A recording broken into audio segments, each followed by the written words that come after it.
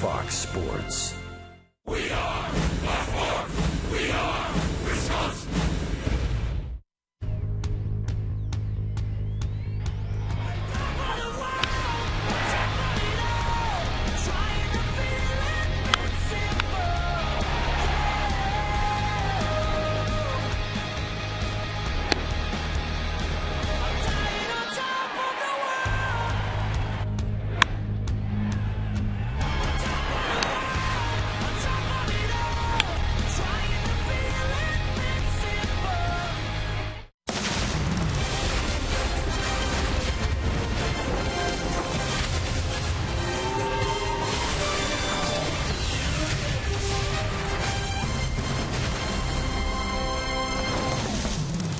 Sunday game day in Milwaukee, Wisconsin, and it's the final game of this series with division rival Pittsburgh.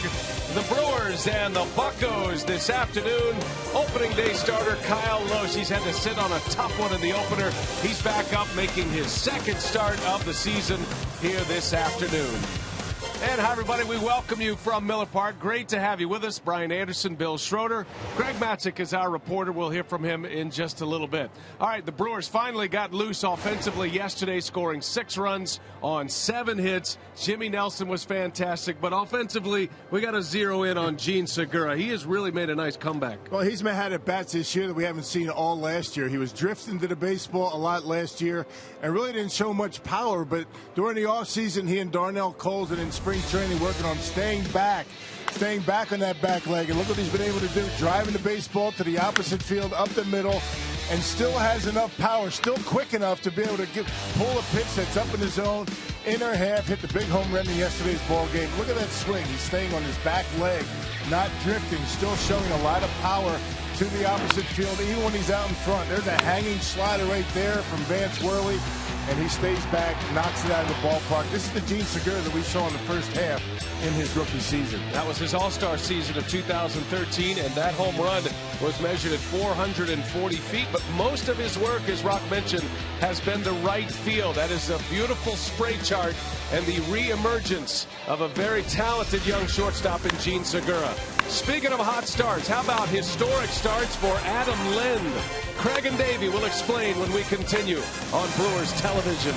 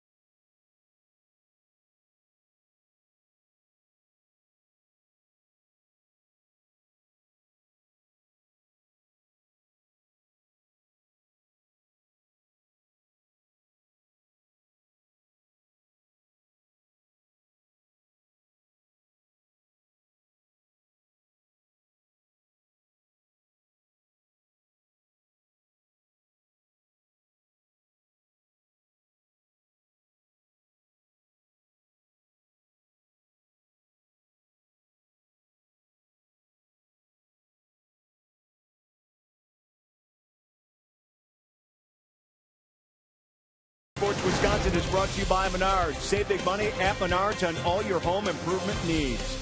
By Toyota. See where Toyota takes you. Test drive one at your Toyota dealer. Toyota, let's go places. And by Miller Lite, the original light Pilsner. Cheers, it's Miller time. It's been quite an opening week here at Miller Park. Brewers trying to finish out strong with a win over the Pirates here today before they hit the road for a nice week-long road trip. Craig and Davey back on board, getting closer to first pitch here on Fox Sports Wisconsin.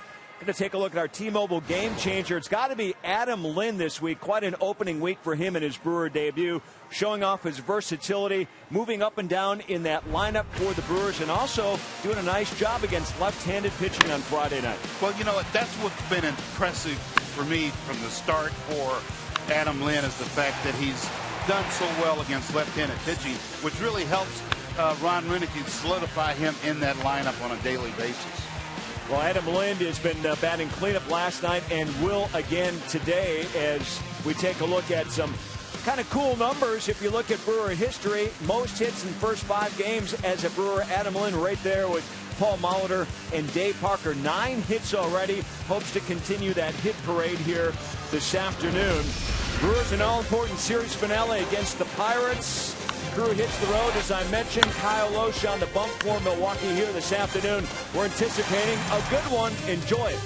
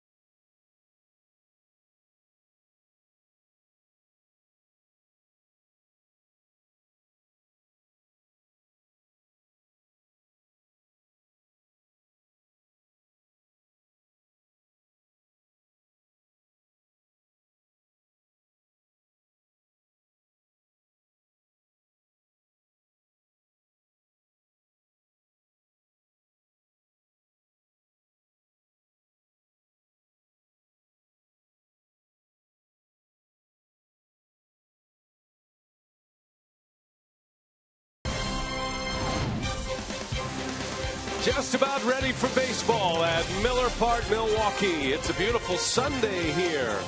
And the Brewers are going to send up their opening day starter, Kyle Loesch. Brewers trying to win a series against the Pittsburgh Pirates. Brewers baseball on Fox Sports Wisconsin is presented by Potawatomi Hotel and Casino. We invite you to book your stay now. Field looks great. Opening week coming to a conclusion here this Sunday, and the Brewers are headed to St. Louis after the game today, starting a series with the Cardinals tomorrow. 59 degrees outside, that's why the roof is closed up, but we got a lot of sunshine out there. Great tailgating scene as well, and a big crowd on hand to see the Brewers and Clint Hurdle's Pittsburgh Pirates. Brewers won last night. Pittsburgh at 1-4 now, same record as Milwaukee. Brewers were the last team to win a game in the big leagues, and they secured that victory yesterday. Here's how Hurdle will line them up today. It's courtesy of Potawatomi. Hurdle does have his former MVP Andrew McCutchen back in the lineup. It goes Polanco, Mercer, and McCutchen at the top. Neil Walker, Starling Marte, Pedro Alvarez in the middle. Jung Ho Kang, Tony Sanchez, and Casey Sadler will round out Hurdle's 9 here this afternoon. No Francisco Liriano. Sadler gets a spot start. Liriano is back in the Dominican Republic on paternity leave.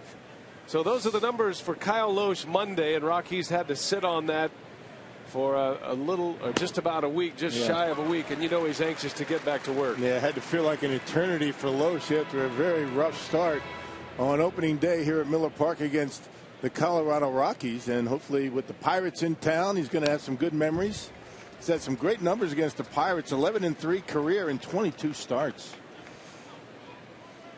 Gregory Polanco in the leadoff spot for the Pirates today. He had yesterday off. Hurdle sat 3 of his starters yesterday, and all 3 are back in, and all 3 make up the top of the order for Clint Hurdle. Polanco, Mercer, and McCutchen.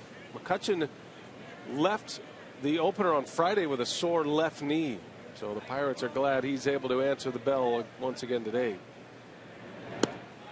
Well, there's a good start. The strikeouts keep coming for Polanco, and Kyle Lohse, his first out is a K. Yeah, good location on the inside corner. Let's check out the Menards defense for the Brewers. One change from last night. Martin Maldonado gets his first start behind home plate. Jonathan Lucroy sits this one out. Davis, Gomez, and Braun in the outfield. Ramirez, Segura, Gomez. Hector Gomez back at second base after a good day at the plate yesterday. And Adam Lind at first base. Good chance to get Maldonado in there. His first start of the season as Lohse pumps a strike in there on Jordy Mercer.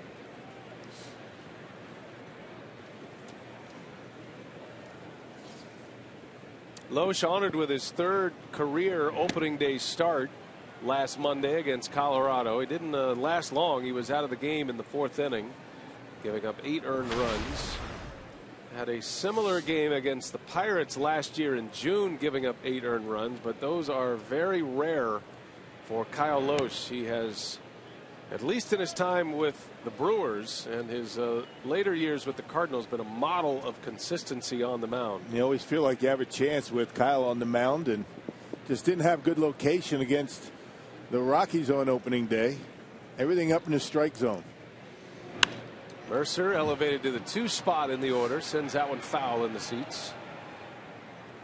Typically he hits 8th, but some changes in Hurdle's lineup down at the bottom. He's got his backup catcher in there, Tony Sanchez, hitting 8 today. Yeah, Josh Harrison getting the day off, the all-star from a year ago, having a rough series. Harrison is normally the leadoff hitter, but he has struck out quite a bit himself, off to a very slow start this year. Chance to give him a day off. Ground ball towards Aramis Ramirez. He'll wind it up. 2 outs for Kyle Lohse. Well, let's take a look at our DraftKings player to watch. Kyle Lohse is in that spot today. You can play daily fantasy baseball for free on DraftKings.com. The official daily fantasy partner of Major League Baseball. We invite you to enter promo code CREW to be involved in that. Yeah, particularly keep an eye on Kyle Lohse getting down in the strike zone with his off-speed stuff. Curveballs, changeups against the Rockies about belt high, and they hit him hard. 2 outs, and on the ground, nice play. McCutchen robbed of a hit by Ramirez. The throw in time for the out. Heck of a play by Aramis Ramirez. He's had a couple of shiners in this series. McCutchen not running at 100%. Ramirez needed it all. Excellent play. Good start. Brewers are coming up.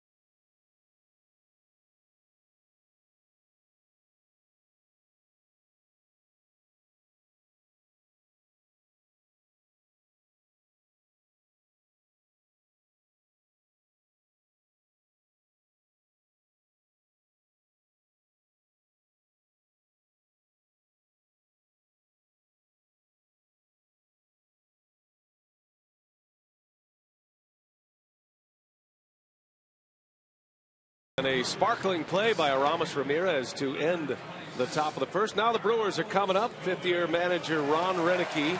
He and Clint Hurdle started with their respective teams the same season in 2011. Very similar records. Renneke one playoff appearance. Hurdle has made two. Potawatomi lineup for the Brew Crew here this afternoon. Gomez back in the leadoff spot. Segura elevated to second. Ryan Braun hitting third, and then it goes Lind, Ramirez, and Davis. Martin Maldonado behind the plate. Hector Gomez back in there, his second consecutive start, and then Kyle Loesch. And rock instead of Francisco Liriano, it is right-hander Casey Sadler up from the Pirates minor league system in Indianapolis. Yeah, he made 6 appearances with Pittsburgh a year ago. One of those 6 appearances against the Brewers. Last year in AAA, he was a starter. Good numbers, 11-4 with a 3.03 earned run average. Not a hard thrower, relies on sink. 6'4" right-hander, 24 years of age, out of Stillwater, Oklahoma. And this is a bonus for him. He was expecting to be starting the season at AAA. But their ace left-hander, Liriano, is on leave right now as Gomez bounces over to third. That is Gung over there today. And Gomez is retired. Well, let's check out the Menards Pirates defense. Starling Marte, Andrew McCutchen, and Gregory Polanco in the outfield. You got Gung, Mercer, Walker, and Alvarez from third to first. And Tony Sanchez behind home plate today, hanging his signs for Casey Sadler.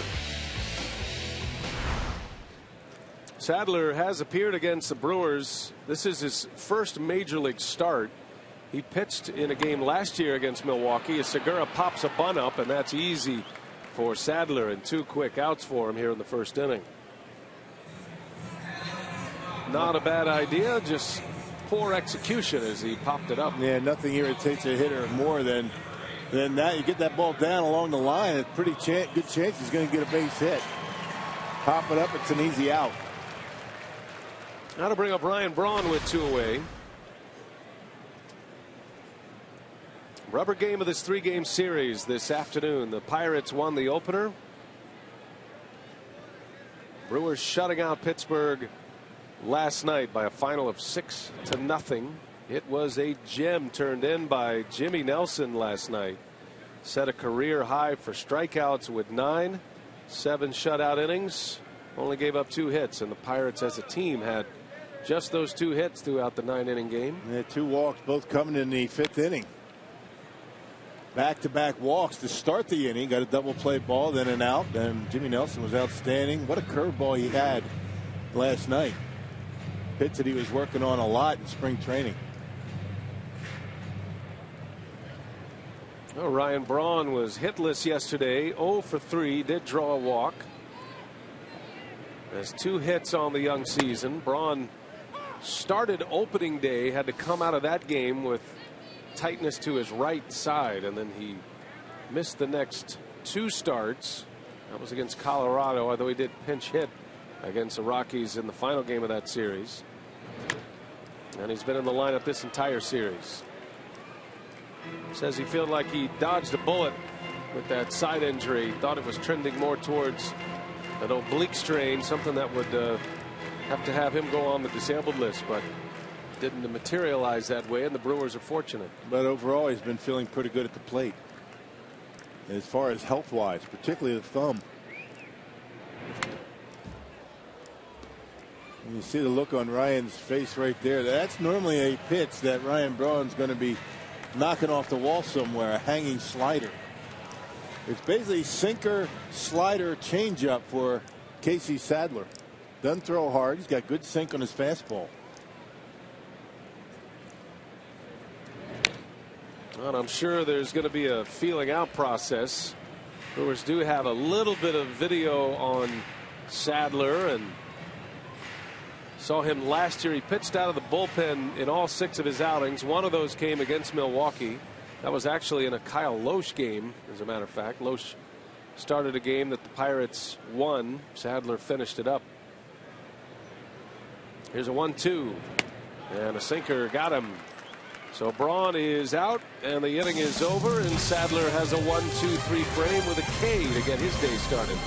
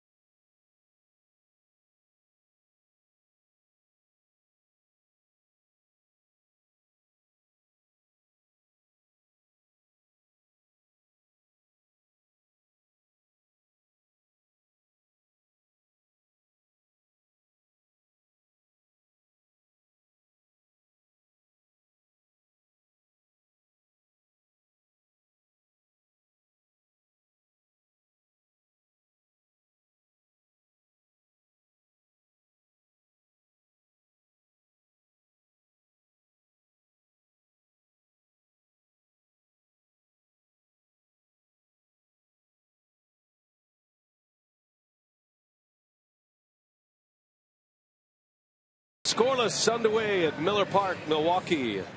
Got the Brewers in action today. The Bucks are playing today as well. A fun day for sports here in the state of Wisconsin and here in Milwaukee specifically. Kyle Osh ready to go here as we head to the second inning. Neil Walker leads off, switch hitting second baseman, hitting cleanup here today. Walker had a big game here on Friday night. 3 hits, including a couple of doubles.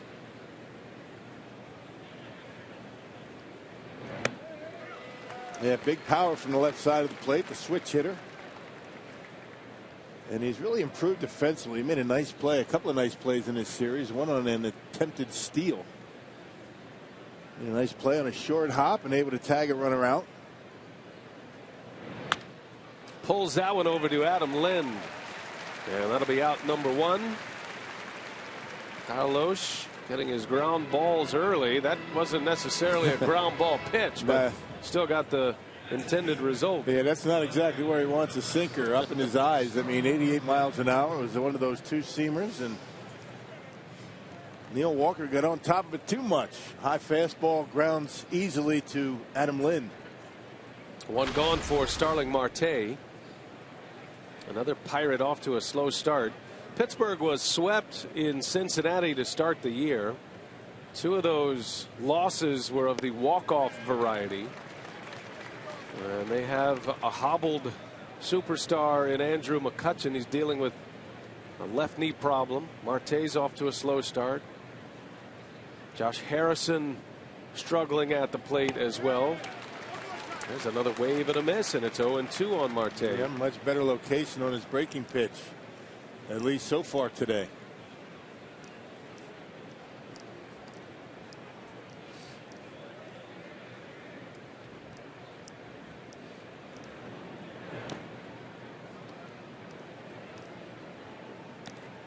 Marte got the call in center field yesterday. He's a very accomplished center fielder, but with McCutchen in the lineup, Marte plays left field. Very fast, got a lot of power. Pittsburgh has 3 outstanding outfielders in Marte, McCutchen, and Polanco. There's a call. Strike 3. Loesch fooled him. Went with a fastball. And Marte an about face. Second strikeout for Kyle Loesch. Well, it's a big day here on Fox Sports Wisconsin. We have the Brewers and the Pirates on our Fox Sports alternate channel coming up at 1:30. The Bucks at the Brooklyn Nets, or the Bucks against the Brooklyn Nets. Bucks can clinch a playoff berth with a win. Here's where you can find the Fox Sports alternate channel. For a complete listing, go to foxsportswisconsin.com. So we're sharing the network.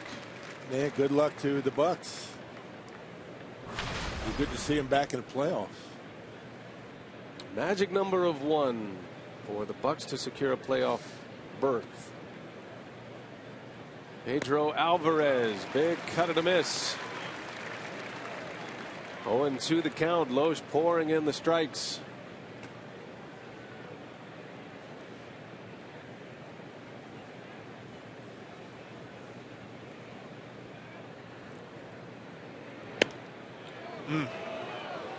Not by much. Maldonado really setting up, very animated with that target.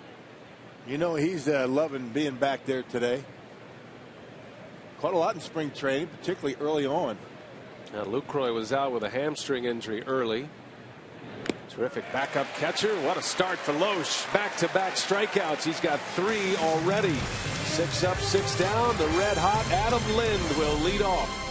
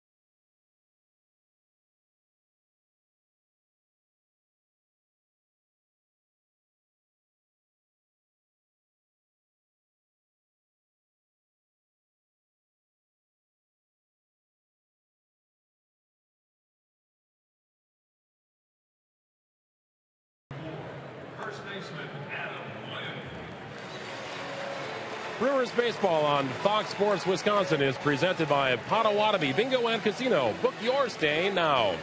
Brewers and Pirates tied at 0 in the bottom of the second inning. Adam Lynn leading off for the Brewers, and Lynn hitting in the 4th position today. He has hit 3rd, 4th, 5th, and 6th for Ron Renneke. A real luxury since the departure of Prince Fielder. Aramis Ramirez has been the primary cleanup hitter. Lynn gives Ron Renneke another versatile option. He's comfortable doing it. They talked about it during spring training, and here he is in the 4th spot today, guys. All right, thanks, Greg. And that was a nice move by Aramis Ramirez going into the skipper, thinking, you know, I think Lynn needs to be our cleanup hitter right now. I'm not sure Renneke makes that move. I don't know if it's all that important, but the fact that Ramirez is the one who has the sense that Lynn needs to be in a more premier spot in the lineup. And not sure if it's a coincidence or not, but things worked out pretty well offensively for the team yesterday. It's good to have Greg with us. He's going deep into his tie repertoire. You know, radio guy. That's asking a lot. How many do you think he has? I don't know. I think he probably had one before he got this assignment, and I'm guessing this is a brand new tie for Greg. But it's a nice today. one, though. It's very nice. Good to have Greg with us today. He was with us on Friday as well, and can hear him every morning on TMJ.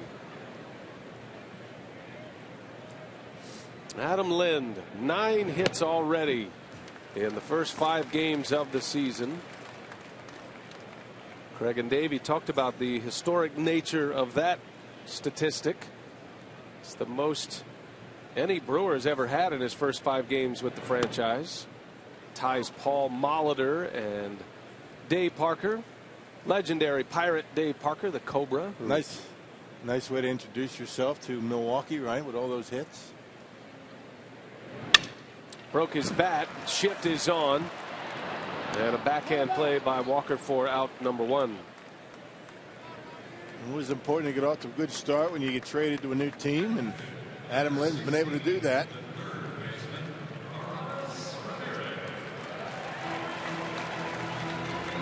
So 1 away here. That'll bring up Aramis Ramirez, the former Pirate.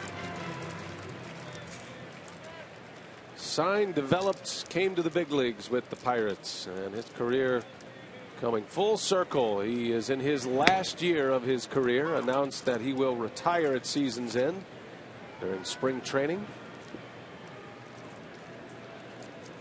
17-year major league career for Aramis Ramirez. A little flare right to Walker. Well, maybe if there's no shift on, that could drop in for a hit, but the Pirates put an infielder up the middle with Lind and Ramirez, and the second out of the inning. Nice. That was showing very good movement with that fastball. Got Lind on the end of the bat and then ate up Ramirez on the inside part of the plate with that 2-seam fastball. Low 90s.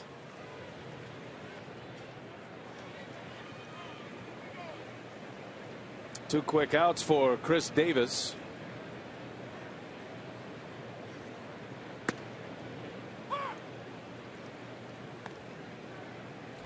Davis coming in with 6 hits in his first 5 games. 3 hits in this series, including 3 doubles. 2 of those doubles almost in the same spot down the right field line. An emphasis on driving the ball to the opposite field. That's that Darnell Cole's hitting mentality of thinking up the middle. When you think up the middle and you can react inside. Coming inside here. Davis fouls it off. 1 ball, 2 strikes. Yeah, the approach of a lot of these Brewer hitters has been very good so far this year, even though they weren't doing much in the beginning. The first 4 games, you could just tell that the approach was there and good things were going to start happening. Segura has had a great start to the season as well. Darnell Cole's the new hitting coach, and John Shelby is the assistant hitting coach sitting next to Darnell. So those 2 are the hitting gurus this season. A couple of positive guys. Love talking to both of those guys. Good psychologists, which is what you have to be to be a hitting coach. You got to know the mechanics, right, and you got to understand not just when to talk to a player and try to help him mechanically, but you also, as Darnell said, got to know when to be quiet and let a guy do his thing. And he's been able to do that. Although he, sometimes he will, remind a player what his job is up there in batting practice, and kind of get his attention and tell him that's not what we do here in batting practice. And we heard him do that a couple of times. Good at bat by Chris Davis. So there's a base runner for Martin Maldonado. First time Sadler has been in the stretch after retiring the first 5. And Maldonado, first game as a starter this year.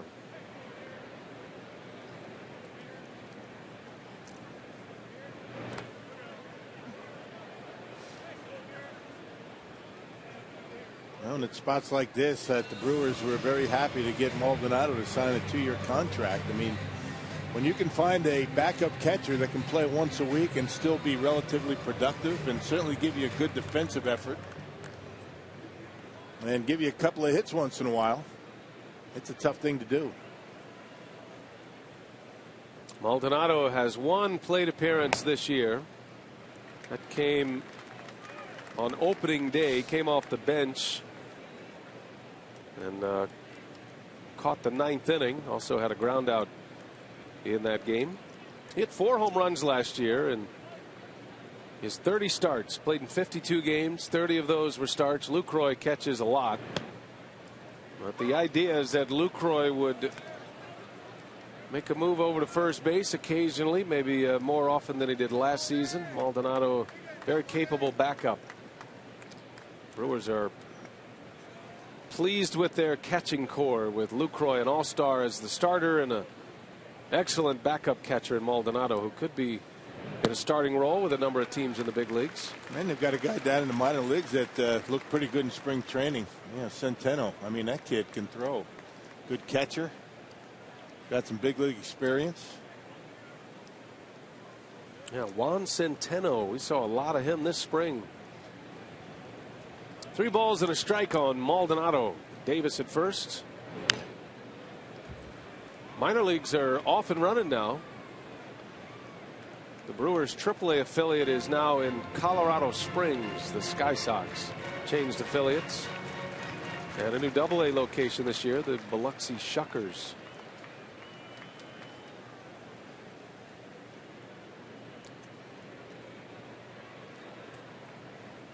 Full count to Martin. Davis takes off. Maldonado, a little half swing foul.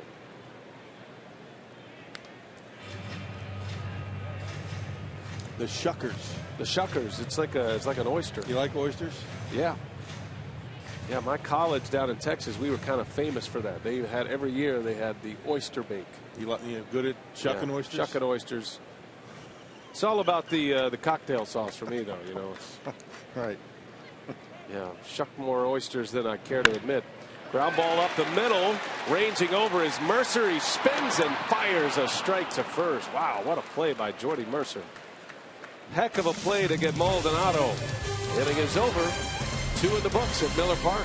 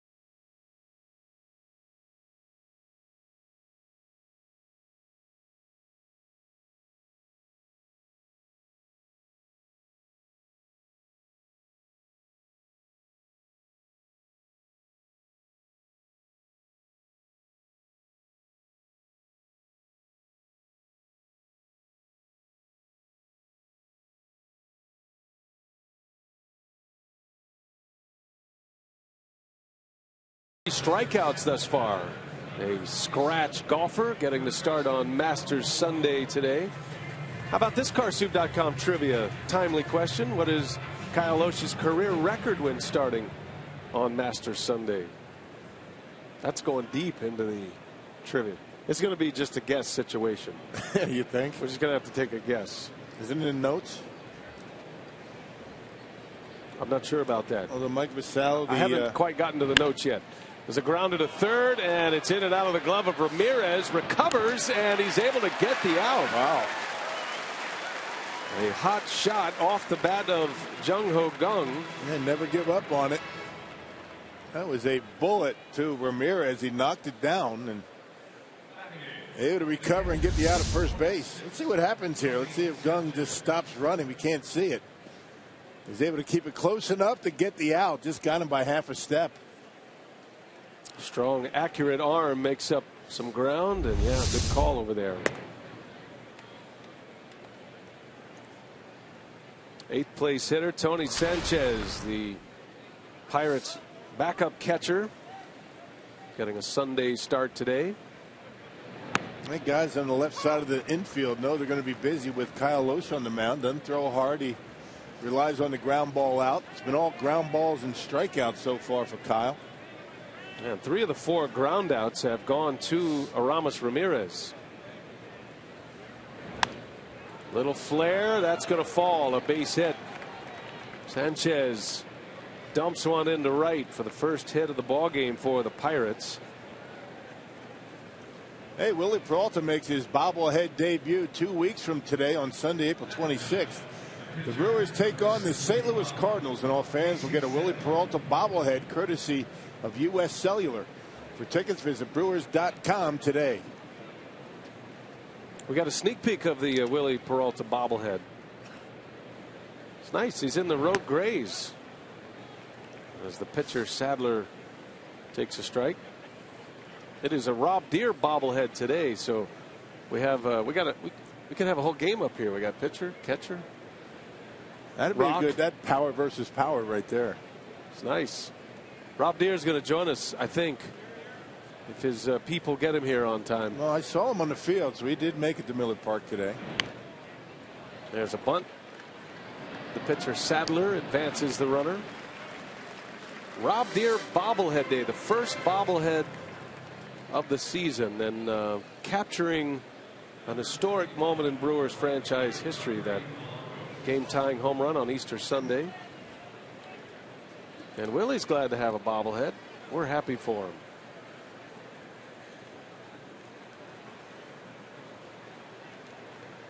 Back to the top of the order now, and Polanco. How was Rob Deere's first pitch? Did you get a good look at it? Not very good. Almost airmailed it to the backstop, but Joe Crawford able to get it before it got too bad.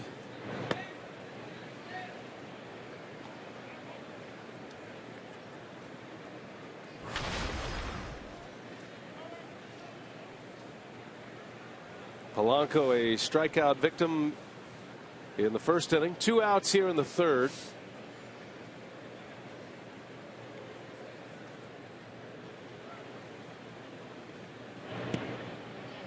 Breaking ball misses. Video evidence of Rob Deere in his first pitch. He went back to the mound on top of the rubber, and yeah.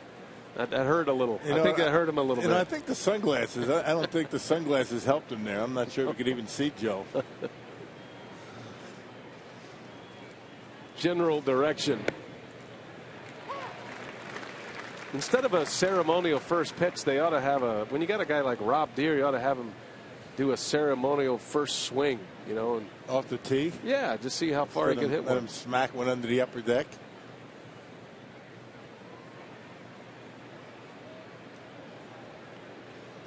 Two and one to Polanco.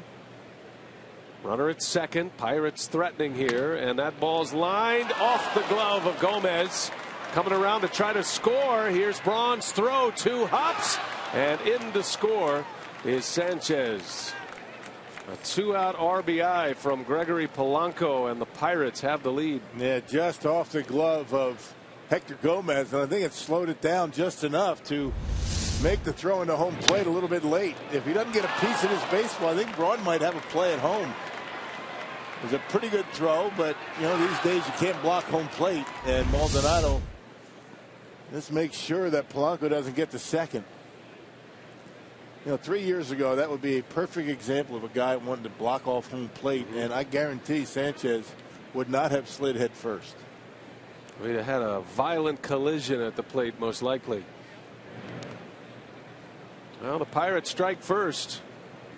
They get a 1-out single from Sanchez, a little flare, and then Sadler bunts him to second. Polanco a 2-out RBI single. Jordy Mercer with 2 away.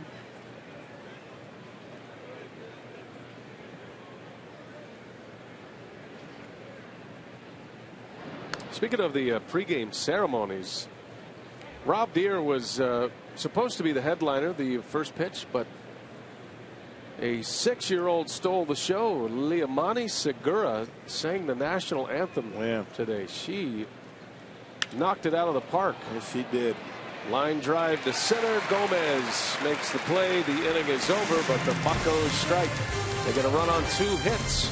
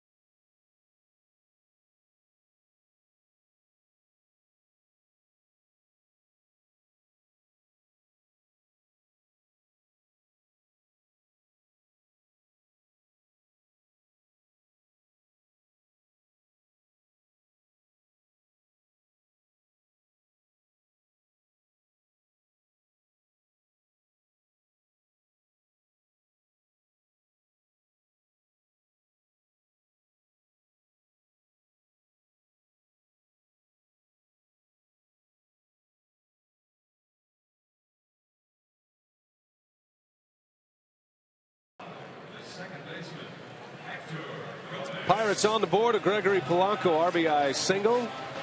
Here we go to the bottom of the third. Hector Gomez, a play that is worth another look, courtesy of Columbia St. Mary's.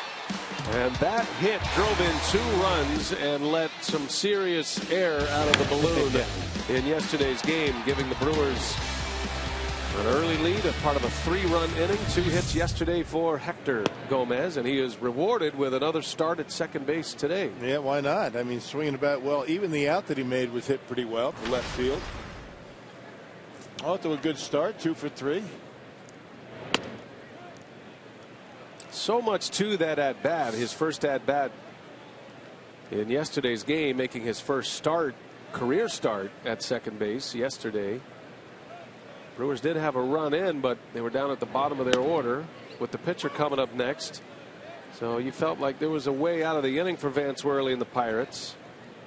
I thought maybe they pitched around Segura a little bit to get to Hector. Yeah, they did. It looked like, ended up walking Gene. And Segura ended up scoring from first base on that double to left.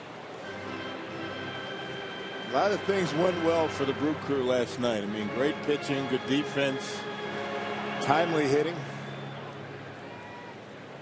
And Jimmy Nelson, tremendous.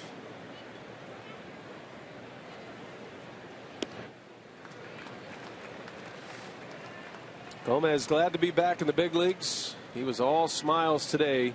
So important for bench players to feel like they're part of the club, and when you deliver like that, driving some runs, you're in it. And he rips that one to left. That's going to go to the fence. Hector Gomez, what a start. Another double for Hector.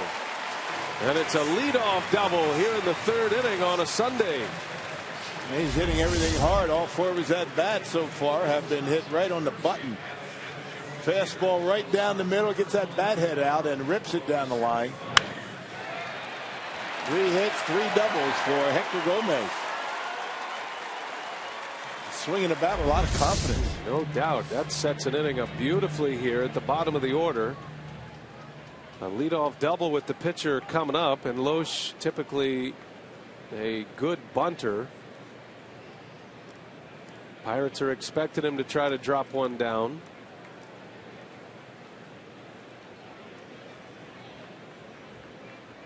Loesch squares early. It's good fundamentals here by the Pirates. One thing to look as baseball season starts on the amateur ranks all across Wisconsin. It's a great way to defend a bunt situation with the shortstop keeping the base runner as close as possible at second base. You're trying to keep him pinned to the bag as best you can. And although it opens up a giant hole between second base and third base, it's that base runner that becomes most important in a spot like this. Well, and again, when you have a pitcher up there to bunt, pretty good chance he's not going to be pulling the bat back and try and swing away. Not in this situation, so you can cheat a little bit. And that's what you see Jordy Mercer doing right now, right behind Hector Gomez. And Loesch takes. The idea here is to bunt it toward third base. Gung has to stay put. He can't vacate the bag too early, because if he does, Hector Gomez just steals third. Now the guy at first, Pedro Alvarez, right on top of him. 1 ball, 1 strike. Loesch takes strike 2. Yeah, when you keep a base runner so close to the bag at second, it also helps if there is a base hit to the outfield. It's tough to score on a base hit if it's hit right at an outfielder. See if Loesch can get the bunt down. He does. Third base. They're going to let it roll, and it goes foul, and that's a strikeout. And that'll burn Loesch a little bit. He takes a lot of pride in his hitting and bunting, especially. Hey, today's time of the game. Great Dane Pub in Wausau. If they call the Brewers in the next 24 hours, they get 40 Miller Lite beer pen tickets to a Brewers home game this year. This offer courtesy of the Tavern League of Wisconsin and Miller Lite. Say hello to all of our friends in Wausau, home of the Woodchucks. Top of the order, Carlos Gomez. Spring-loaded helmet. Good concentration to be able to catch it before it hits the ground. A lot of torque in that neck and back. Even his swings and misses are entertaining. He's trying to drive in Hector Gomez. Carlos did drive in Gomez yesterday. That ball's deep. Away back. Carlos Gomez. Goodbye. 2-run home run. 2-1 Brew Crew.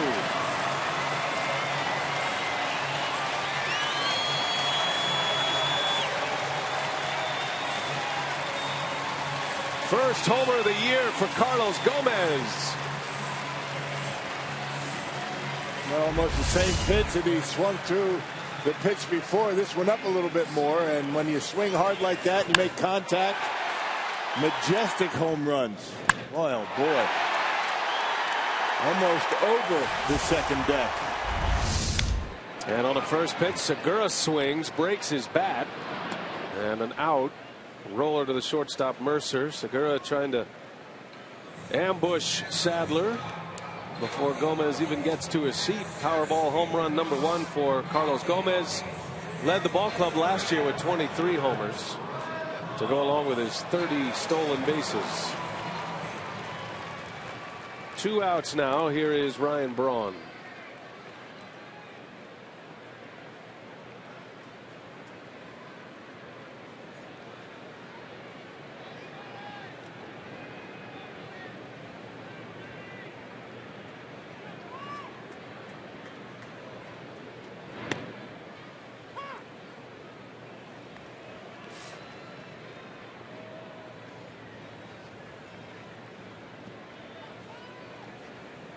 Ryan last time up struck out. Yeah, Sadler with some pretty good two-seam fastballs to Braun. And Ryan over the top. 2 Ks for Casey Sadler. Strike. 1-2 on Ryan. Good bounce back for the Brewers, giving up a run in the top of the third. Come right back, get 2, and take the lead here in the home half. And Braun lines it to left, a base hit. A 2-strike single for Ryan Braun. Yeah, left that one out over the plate, down in the zone, and Ryan with a nice short stroke, able to hit it hard into left field. A 1-2 pitch, supposed to be on the inside part of the plate, ended up down the middle.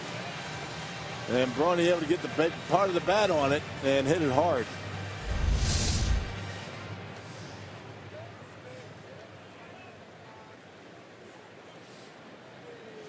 That'll give Adam Lind a swing here in this third inning. Lind hit the first home run of the season for the Brewers. That was against Colorado, day 2. So you got Lind, Segura, and now Gomez with the home runs for Milwaukee.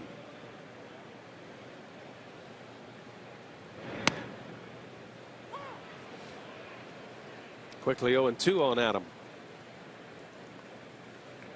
Adam Lind does not mind hitting with 2 strikes. He's got a good approach up there and very patient.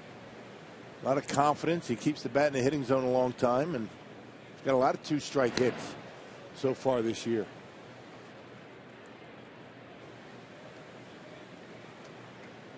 Casey Sadler made his major league debut last year against Toronto. Pitched twice against the Blue Jays. Lind did not play in either one of those games. Ties him up. They'll ask if he went. He did not. That's the crew chief over there, Dana DeMuth, third base. Lind checks his swing. 1 ball, 2 strikes.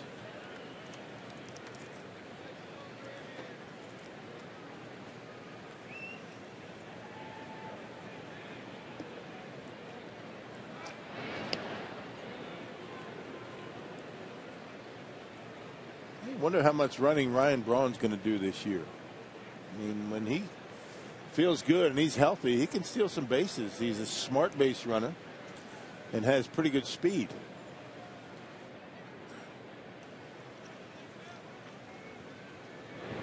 And Lind, a swing and a miss. Down he goes on strikes. Inning over, but Gomez, Hector doubles, Carlos goes deep. A 2-run shot, and the Brewers have a 2-1 lead after 3 at Miller Park.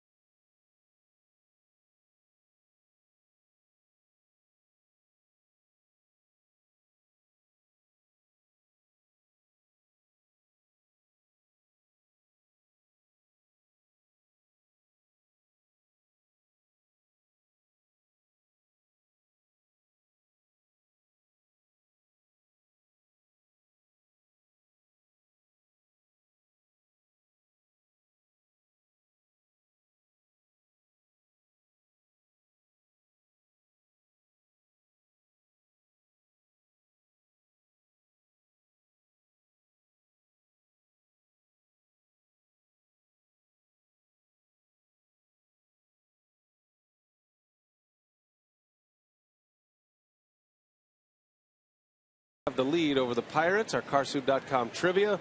Loesch's career record when starting on Masters Sunday. Very specific, very timely. The answer is 3-0, including a win last year. So he's got that going for him today, Rock. Tradition unlike any other.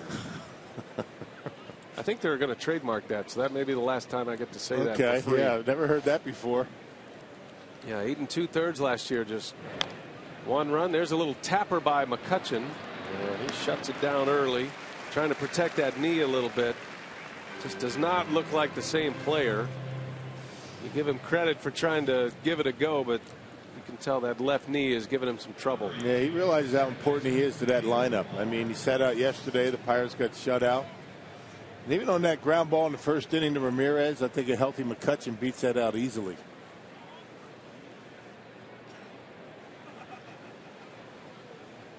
Neil Walker with 1 away. And he rolls one to first again. That might have hit the bag, or at least just in front of the bag. And an easy out for Adam Lind. Yep, so far only 1 fly ball out. That was that line drive by Jordy Mercer. Now to end the 3rd inning. Right down the first baseline, and let's see what it hits. Not sure if it hit the bag, but something, and it came up, but an easy play for Lind. Spring loaded there. Probably fortunate it didn't hit on top of the base. You never know where those are going to bounce. So 3 pitches for Loesch. He has 2 outs, and here is Starling Marte.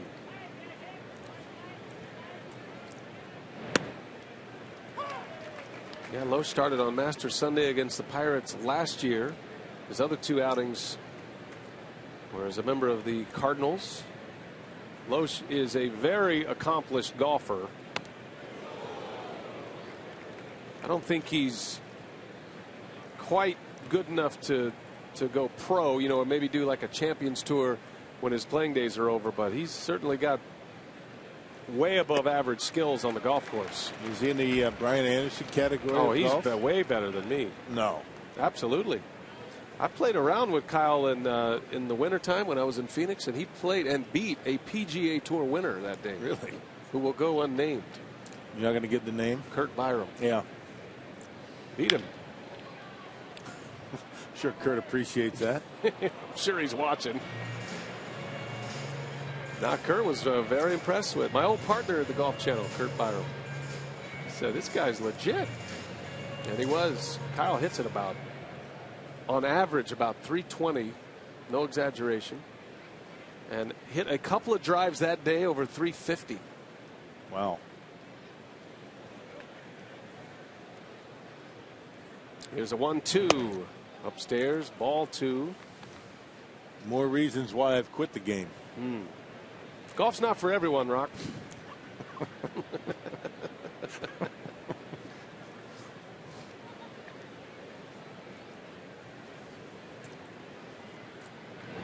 Got him. Loesch stays up there. Marte chases.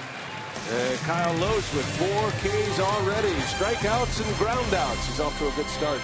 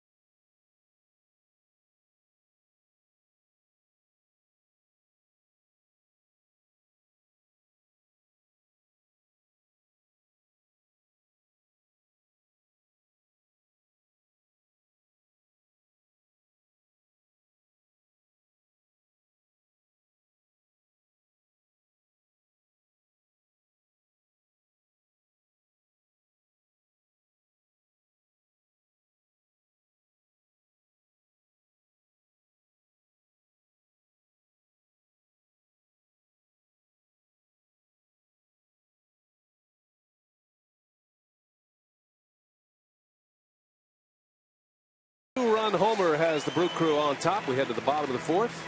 Say the Bucks will host the See the Future party at the BMO Harris Bradley Center tomorrow at 6 p.m. Celebrate a new era for the city and the team. The event will feature a viewing party for the Bucks' final regular season road game against the 76ers, live music by local musicians Maritime, and the first official opportunity for the public to see the team's new logos. Just go to the website foxsportswisconsin.com. Click on the upcoming events tab as Ramos Ramirez lines out. Speaking of the Bucks, the Bucks are on the Fox Sports alternate channel right now. Bucks and Brooklyn Nets, they can clinch a playoff berth tonight. So those are the numbers of most of the major carriers. You can go to foxsportswisconsin.com as well to find a complete listing. If you're looking for the Bucks, they're playing and they're on an alternate channel. An alternate universe. Here's Chris Davis now with 1 out. Speaking of alternate universes, we have a visitor from an alternate universe. Just got crowded up here, didn't it? Rob Deere joins us. How you doing? Good. You're looking very intimidating right now. Are you serious? You're wearing black and you have sunglasses on, and you're scaring all the children in the booth. No, I hope not. How's everything going? I mean, nice honor for you today, bobblehead. This has been unbelievable. Yeah. It really has. I meant to talk to you a little bit about that pitch you threw. Yeah, it had a little cut to it. Wasn't much on it. I need to talk to you about a little bit because I've heard it about 5 or 6 times today about the hair issue. Yeah, they've been comparing our locks, back in the old days. The mullet. But mine was just like... Yours was natural. You can say it. Mine was just like a natural mess. Right. You went like once every week to go to the perm. Right, I did. Yeah, it was big back then. Here's Rob, the rooster with his ceremonial first pitch just a bit inside. It's all right. You got it there, and you went all the way back to the mound. Well done. Yeah. No, it was great. It's been a great day, and seeing everybody, and every time I come back here, I mean, we've talked about it before, but every time I come back here, it's just like the people and fans and friends, and it's almost like coming back home. Yeah. So I brought the whole clan, my parents, my girlfriend, everybody that's. We have a bunch of people from Arizona, so everybody's having a great time. Nice. And yeah, it's been fun. Well, been here all weekend. No, I was in Illinois. I had three camp dates before in Illinois, and then we just kind of came over after here to here. Tell us about the camps. What do you got going with the camps? That's it's kind of something you're heavy into these days. Mike Keith, my business partner, and myself, we started this last year. I think we had 14 camps last year. Really, we targeted Milwaukee because it was, baseball is so big here and my connections. But now it's turned into, we have 24 camps this summer. We're going all the way up with Jeff Cirillo to Seattle, hopefully. We have one in New York. Arizona, we go to Army base next week for a camp in Fort Huachuca, which is in Arizona, right by Tucson, with probably 300 kids. So it's really starting to take off, and people see that there's we help the kids and we have a good product, so it's been good. Well, the inning is over. Another 0 for Sadler. Rob Deere, the Rooster's going to hang out with us. It's Rob Deere bobblehead day, and capturing one of the great moments. You remember it well. 1987, a game tire over at County Stadium. Look at that swing, huh? Beautiful.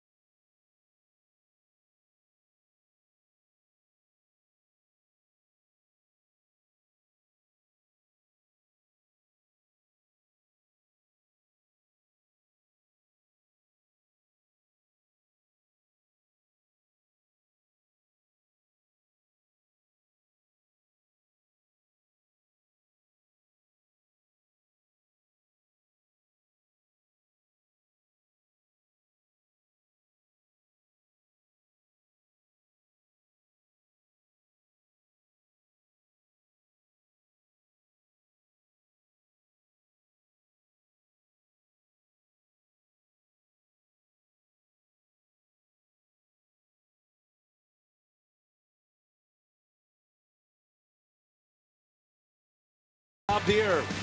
One of the signature moments and one of the real famous moments in Brewers franchise history. Dale Swaim had a big one later than wanted, but it was Rob Deere that tied it. Look at that crowd at County Stadium on an Easter Sunday. We're going to walk down memory lane with Rob Deere if he can still remember things like that, which I'm sure he can.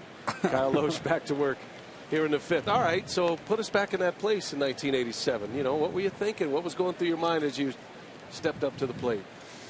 You know, I always say this, but that was kind of like my World Series. You know, the thrill and the feeling and the fans. And, I mean, people don't realize. I told my dad earlier that, because he saw the home run, and I said it almost felt like a thunderstorm when I was running around the bases because it was so loud. I will never experience that again. Wow. You know, but when you have 25 guys where everything is working so good and everything is coming together and you're just everybody's pulling for each other and we're getting the breaks that we needed and you just each day it kind of like, you know, after like 6 or 7 it's kind of like, oh God, we may never lose. And then May hit, right? And then the storm started. Yeah. 13 in a row it ended up. And that team was nicknamed Team Streak for the good streaks and the bad streaks. And, of course, Molitor's hitting streak as well. Yeah, everything was going on. But, you know, I think it starts to build, and it's all about a team concept. It's about confidence, and it just happens. And everybody starts getting confident together, and then all of a sudden you find a way to win games. And the reverse effect happened after that. We could not do anything right. Lost 12 in a row. We couldn't win a game. And it's like, how does this even happen? But it happens. And but it was the greatest baseball day of my life. So let me ask you, when you come back to Milwaukee, and you come back here a lot, you're in Wisconsin a lot with your camps, and how often do people reference that game, that moment? I mean, there were 40,000 people there that day, maybe a little more, but it probably feels like there were 200,000 people. I'm sure you get that a lot. Well, yeah, well, that's the thing. Lynn boots but recovers and gets Alvarez. Go ahead, Rob. There's a lot of people, and it's been that's kind of the topic of conversation. I mean, everybody talks about Easter Sunday, and I mean there's so many great moments that I had here in Milwaukee playing here, but you know, that by far was the best because I was a part of something that was a winning combination for everybody, and you know, just to feel the electricity in the town, and I mean how the city just backed us, and I'll never forget how fun it was. So you're walking up to the plate in that situation. Greg Harris, now, I think, you know, not many people realize that you had kind of a tough time against Greg Harris in your career, right? Yeah. But he hands you the curve. What are you thinking about walking up to the plate? Now, I know the answer to this. I want to make sure you're going to be honest about it. Walk us through the at-bat. What if you remember this, yeah. If you remember this, I was in left field that day, and there was a ball hit in the first or second inning that people said, "Oh," and I don't know if it ruled it a hit or what, but I felt that I clanked it, and I was just like, I was mortified because there was a lot of times when I'd miss balls at the plate, but I didn't miss balls in the outfield. Right, you're a good outfielder, yeah. But I clanked it, and it weared on me, and I kept thinking about it. Well, then I think in the third or fourth inning I homered. But I still had that feeling like, God, I gotta make up for this because this is kind of on me. And so I walked up to the plate and I was just like, all I want to do is try to hit a ball hard. And it was weird because, you know, Harris had a good curveball, and you know as well as everybody, anytime the ball spins, I'm gonna have trouble. You and I had a lot in common there. But. It was a hanger. He made a mistake. Yeah, but the wind, remember how stiff the wind was blowing in? I mean, it was a big wind coming in from left field. I mean, you know, that's what people don't realize. Everybody knows how far you hit that baseball, but what people don't remember, I think, is that wind was blowing in so hard. And I think when you talk about clanking that ball out in left field, that wind has something to do with that. Thanks, Rod. Picked him up. That's a good teammate right there. I'm here to make you look good, buddy. The Rock and the Rooster. What a combo. Oh. And now you're doing a lot of these clinics, and I know you're set up to do a clinic with our buddy Steve Lindowski and Fenimore this summer. And yeah, you got a great slogan too. You got to tell everybody your slogan for your clinics. Yeah, it's a true analogy because, you know, I think subconsciously when you're teaching hitting, I mean, I played with, you know, Tony Gwynn and Robin Yount, Bill Schroeder. I played with some great hitters, and I saw how it works, but I just couldn't do it. But I understand it, and so what I try to do is I think subconsciously I talk about things that I couldn't do. I didn't have a two-strike approach. Obviously, I didn't hit the ball the other way. So we came up with T-shirts, and it's "Do as I say, not as I did." That's a slogan. That's a great slogan. Because anybody at home's going, Rob Deere, I remember him. Yeah. I don't want to send my kid to Rob Deere because he's going to strike out. Yeah. But and hit a bunch of homers. I'll tell you, this guy knows how to teach hitting. I mean, no, joking all aside. I mean, you're a hitting coach, assistant hitting coach with the Cubs. Well, they always say really good hitters can't teach hitting. Yeah, it's too easy for them, right? Yeah. They didn't have to. They never had to figure anything out. They never had to think like we did, right? I mean, we were always thinking about, how am I going to even make contact today? I believe if I thought a little bit more, I wouldn't have punched that as much. And I can vouch. I can vouch. I believe if I didn't hang out with you so much, I would have punched that so much. Okay, we go to commercial now? Time for a break. No, I can vouch for you because I did a fantasy camp one time, Rock's fantasy camp, and you were the instructor, and I was amazed at how great of a hitting coach you were. Rob, it's been great. That. Man, it's been fun. Good luck with your camps. Hey, this has been a great day. Rob Deere bobblehead. It's always great coming back here. Congratulations, pal. You deserve it. Great seeing you guys. Big slap on the back by Rob Deere. Thanks.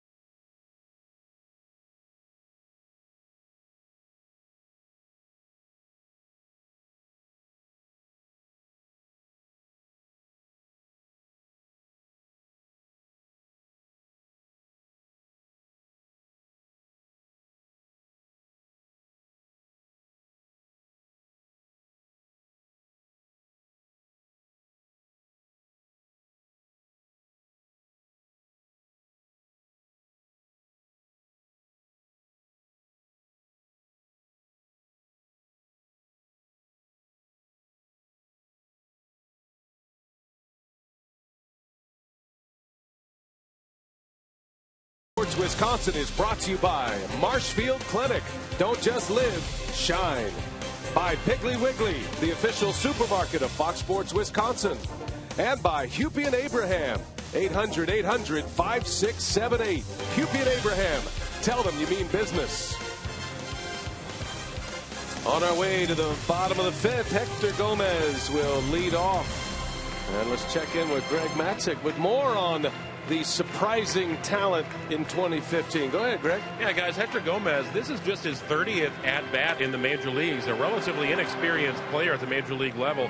GM Doug Melvin and Ron Renneke praised his defense in spring training, but about his offense, Renneke was quick to point out his size. Gomez stands a solid 6'3". His bat stays in the zone for a long time, guys. He's been able to square up balls here the last couple of days, and the results have proven themselves in his opportunity.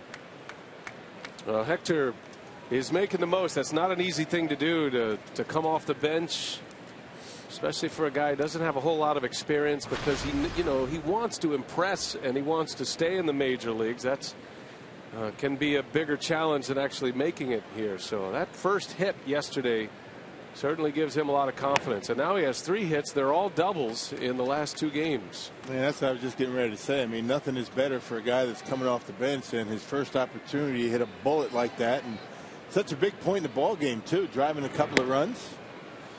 That goes a long way. Gomez with a double to start the 3rd. He was on when Carlos Gomez went deep. Booming home run into the bleachers and left. That ball's hit hard as well. Is going to pull it foul. Wow. Ripped that one off the facing of the Loge level. It's a 1-2 count. Not afraid to take a hack, is he? A Rob Deere inspired hack. Good to have the Rooster in the booth. Hey, looks good. He's doing well. Doing the baseball camps. And Hector strikes out. Yeah, you always know when the Rooster's been in the booth. He's got some scrapes on his hand. There's some skin here and some blood, and there's an empty cup, and there's all kind of stuff. He kind of sneaks up on you, like in the middle of an inning. He pounds you on the back. He's a back slapper. Yeah. Big Mitch. Strong man. It's like you've been hit by a bear. A gentle giant, though. He knows how to teach hitting, though. I will say that. I mean, all joking aside, I mean, he's very good with kids and even adults. I mean, he brings hitting to a level, or brings it to a point where I think the average guy can understand it. Sometimes when you get into these hitting camps and these lessons, they get a little bit technical. Yeah, he's really good about searching through the individual, the kind of phrases, words, imagery that will help it click for you. And if it doesn't right away, he's been good about that. As Loesch grounds out, 2 quick outs here for Casey Sadler. Yep, you can save big on tickets when you bring your group of 25 or more to Miller Park. Group tickets start at just $9 a ticket, and are available in the block seating, custom tailgate spaces, all-inclusive areas, and more. For details, visit brewers.com/groups. 2 quick outs. Sadler is pitching well. The 2-run homer by Gomez notwithstanding, he has worked through the innings quickly. He's a very Kyle Loesch-like in his approach. He's throwing a lot of strikes. Nothing overpowering, but he's picked up 5 Ks.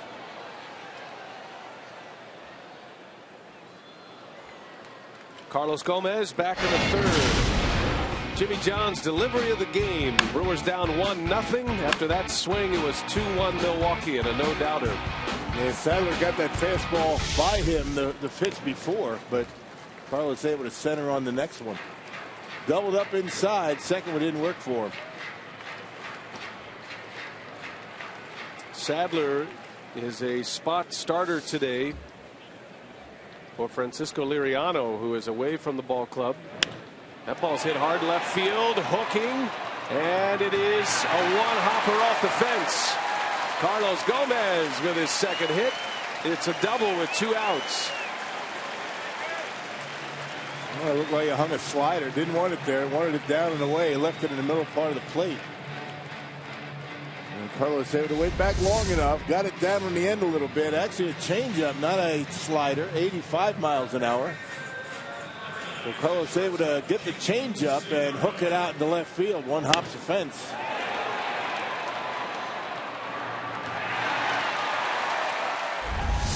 Puts a runner in scoring position for Gene Segura. Segura swung at the first pitch his last time up. He grounded to short. That was after the Gomez homer. Tried to bunt his way on in the first and popped it to the pitcher. Gene batting 2nd today. That's a comfortable spot for him. That's where he hit in 2013, the year he made the All-Star team. I think Renicky has designs on Segura hitting toward the bottom of the order, most likely 8th. Lucroy right now is the the two-hole hitter for Milwaukee. And you figure Segura to get some pretty good pitches to hit today with Braun batting behind him in the lineup. Pickoff play at second. Gomez is back.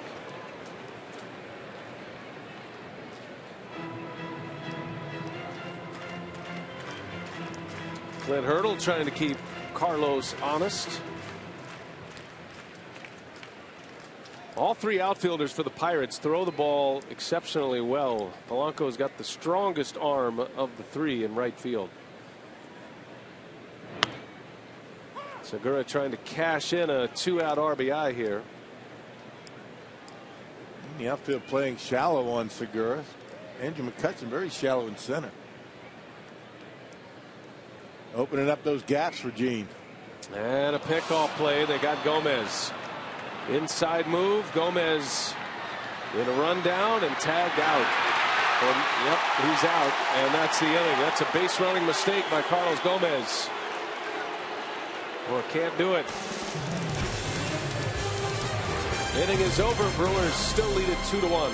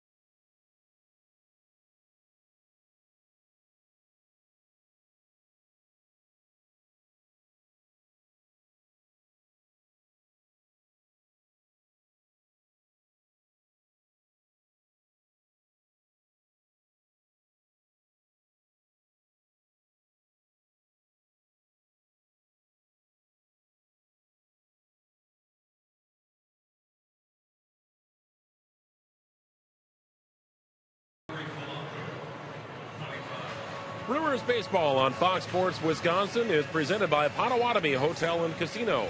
Book your stay now. Welcome back to Miller Park. Brewers lead the Pirates 2-1 in the top of the sixth. Time for our crew in the community feature on May 5th. Shatterproof will host the Shatterproof Challenge in downtown Milwaukee, where approximately 80 participants will rappel down the side of the Hilton Hotel at Miller Park. Brewers Community Foundation will present a grant to the organization.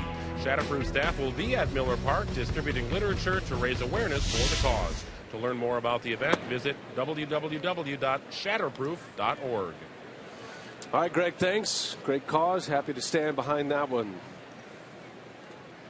Pirates at the top of their batting order. Gregory Polanco batting for the third time against Loesch and hits that one hard into left field. Davis reaches up. It's in and out of his glove. And that'll be extra bases for Gregory Polanco. A leadoff double. He's got some big power to the opposite field. He hit that ball like a right-handed pull hitter. Ball had some carry on it. Davis doing a good job angling back off the glove. Would have been a nice catch, but Davis would probably tell you should have had it right off the fingers, and Polanco in with a leadoff double.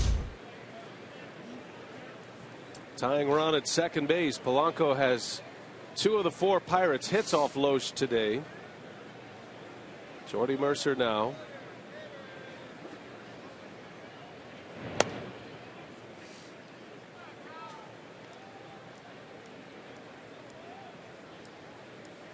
Pirates are typically a good hitting ball club as far as execution goes. Moments like this, you see Mercer try to hit one to the right side to advance the base runner. And he lines one to the right side. A base hit. Polanco is going to be held at third. Good throw in from Ryan Braun, but now Loesch in trouble in the 6th inning. The Pirates have him at the corners and the heart of their order coming up. Yeah, one of the few curveballs that Kyle Loesch has left up in the strike zone today. There you see it out over the plate, and Jordy Mercer, who does that very well, drives it into the right field. Good contact hitter, Jordy Mercer, and a heck of a defender. So now Loesch has to bear down here. He's got Andrew McCutchen coming up. First and third, nobody out. Brewers lead 2-1. Bad way to end an inning for Milwaukee last inning. Pirates taking advantage of Carlos Gomez's over aggressiveness on the base paths. And McCutchen drives one to right field way back, and it is gone. And just like that, the Pirates put 3 on the board with one swing of the bat to make it 4-2 Pittsburgh. Second home run of the year for Andrew McCutchen. Opposite field hitting for the Pirates in this inning. Yeah, Polanco with a opposite field double, then Jordy Mercer with a base hit to right.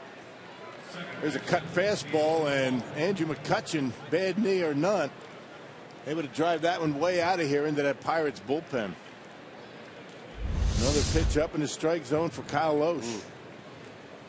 And Loesch cruising along through the first 5, 3 straight hits. Third time through the batting order. Gets ahead of Neil Walker.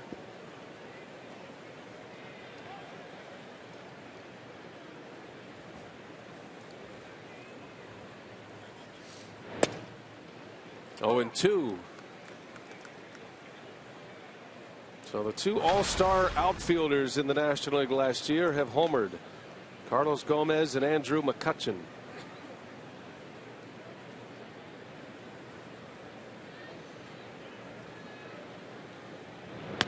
Walker takes a called strike 3. Yeah, looking for something on the fastball right there, right on the outside corner. 5 strikeouts for Kyle Loesch, first out of the 6th inning. Yeah, a couple of hangers on the breaking pitch. So what does Loesch do? He goes right back to what he does the best, and that's locate that fastball in the corner. Had plenty of the plate. 1 away for Starling Marte, whom Loesch has struck out twice today. Got him looking in the 2nd inning, a swinging strikeout in the 4th.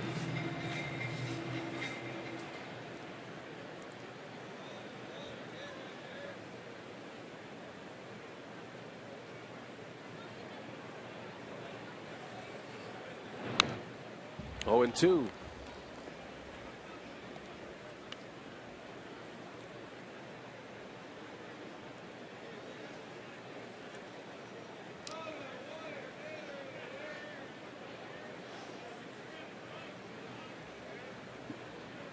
Speed up rules won't affect Loesch. He's always ready to go.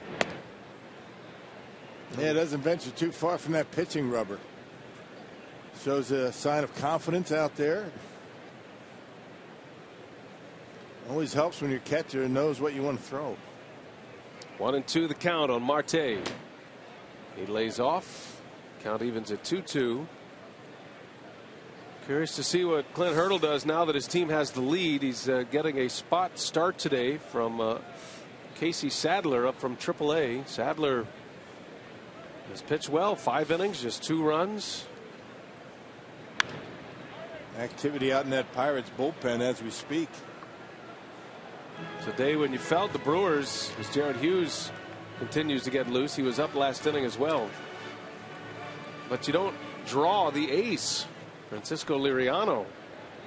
That's why you really can't get all excited about, pitching change like that, because you never know how good a guy can be. Brewers historically have struggled against guys they've really never seen before. And the Brewers aren't alone in that. Other teams are like that as well. Liriano has left the club. He is back in the Dominican Republic, the birth of his daughter. He's expected to pitch on Wednesday. The Pirates return home Their home openers tomorrow against Detroit, and Marte is hit by a pitch. A 2-strike pitch drills him, and Marte will reach with 1 out.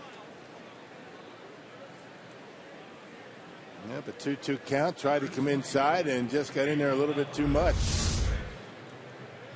Well, when you think that you're leaving some pitches out over the plate and you come inside, you want to miss in off the plate, not over the plate. And this one gets Marte on the hand. Which will bring up Pedro Alvarez now. 1 out, 3 runs are in on a McCutchen homer. Loesch hits the corner for a strike.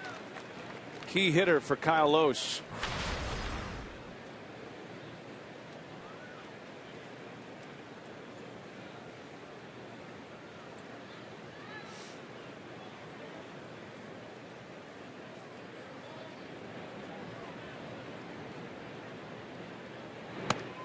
Runner takes off on a delayed steal. Maldonado cuts him down. I think Segura missed the tag originally, but stays with it, and Marte is out at second base.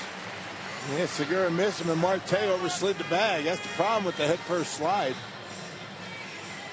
But Gene stayed right on the play and able to make the tag. That'll be a 2-4 put-out. What a throw by Maldonado. You can see him miss him. He comes off the bag and an easy out. That's an easy call for Mike Estabrook at second base. Look at that throw, right on the money. Boy, with something on it too. Hurdle popped out of the dugout momentarily, just to indicate that he wanted to take a look at it on replay. But those who are looking at those replays in the Pirates clubhouse say it's not going to be overturned. So we play on. 2 outs. 1-1 the count on Alvarez. And Gene tagged him right in the face. Insult to injury right there for Marte. Big pitch here. 2-1. Change up. Had him out in front. 2-2. Alvarez had it wound up, trying to hit one out.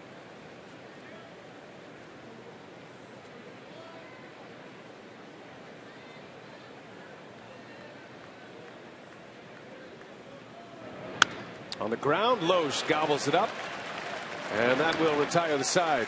But Pittsburgh gets a big swing from Andrew McCutchen, a 3-run homer, and the Pirates lead 4-2.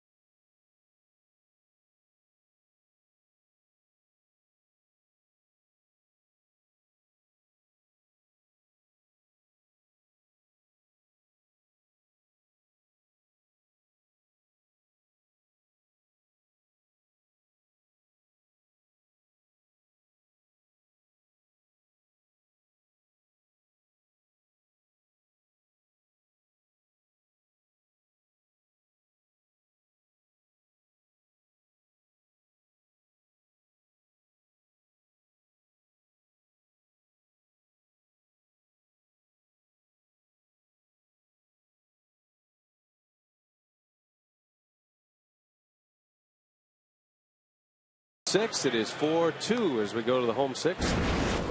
And time for our Blaines down on the farm. How about Orlando Arcia, one of the top shortstop prospects in all of baseball. He is off to a great start with Double-A Biloxi. 7 hits, 2 of those are doubles. He's driven in 4.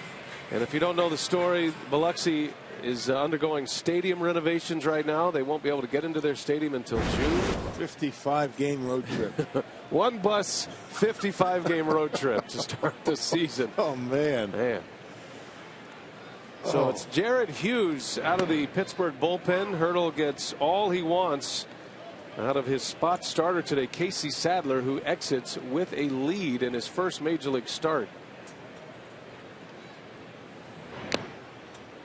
Segura was at the plate when Gomez was picked off to end the 5th inning. Gene will lead off, followed by Braun, then Adam Lind. Brewers have 2 runs on 4 hits. It was a Carlos Gomez 2-run home run in the 3rd. Well, Hughes ties him up. Power sinker from Jared Hughes in the first out. Good 2-seam fastball right there. Segura not able to get the bat head out.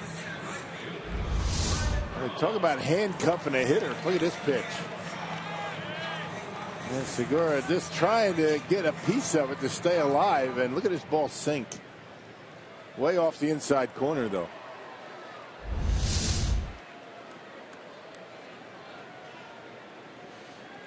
That'll bring up Ryan Braun.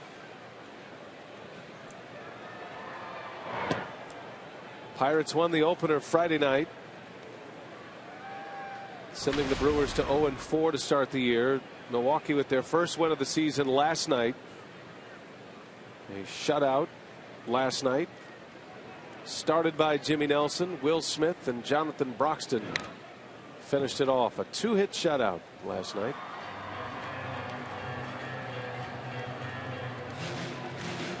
Brewers will head to St. Louis today after the game, and then a series beginning tomorrow against the Cardinals. It'll be the home opener for St. Louis. Pirates with their home opener tomorrow against Detroit.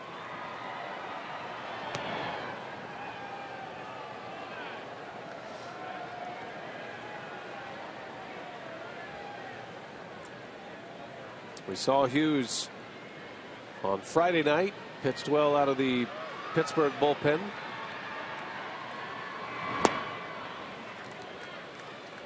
And a guy that Clint Hurdle can count on for multiple innings typically. Very similar in styles with Sadler and Hughes here. I mean, they have similar pitches. Fastballs go in pretty much the same way.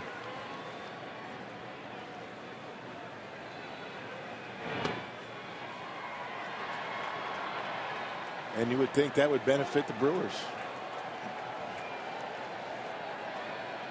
Sadler went 5 innings, 4 hits, 2 runs, had a walk and 5 strikeouts.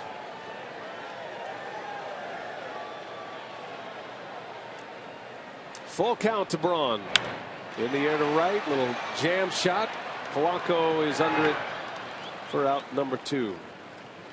Hey, Monday, April 20th through Thursday the 23rd, the Reds come to Milwaukee for an early season showdown of NL Central rivals. For tickets, call 414-902-4000 or go to Brewers.com.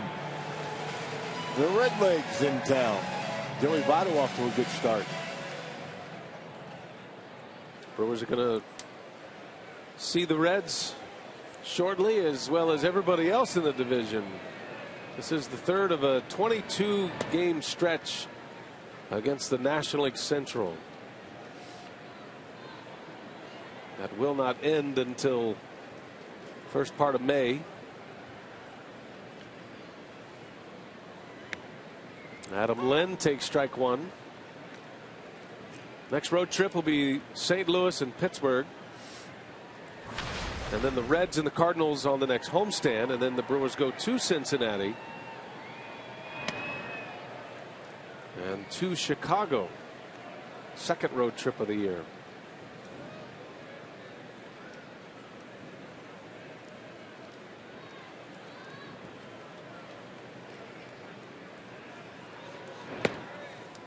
Three and 1 to Adam Lind. 0 for 2 today. Not a strikeout his last time up. Bounced out his first time. Trying to get something going with 2 men out. Way inside, ball 4. Lind is aboard.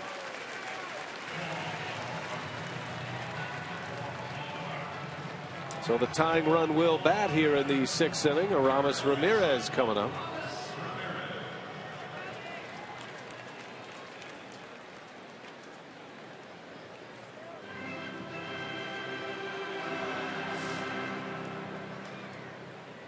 Always dangerous with the first pitch is Aramis, and you know the Pirates are aware of that. Likes that first pitch fastball. Swings at the first pitch. The shift has to move that way, and Walker makes a play to end the inning. Ramirez was trying to hit it to the opposite field. Brewers come up empty in the 6th. They trail 4-2.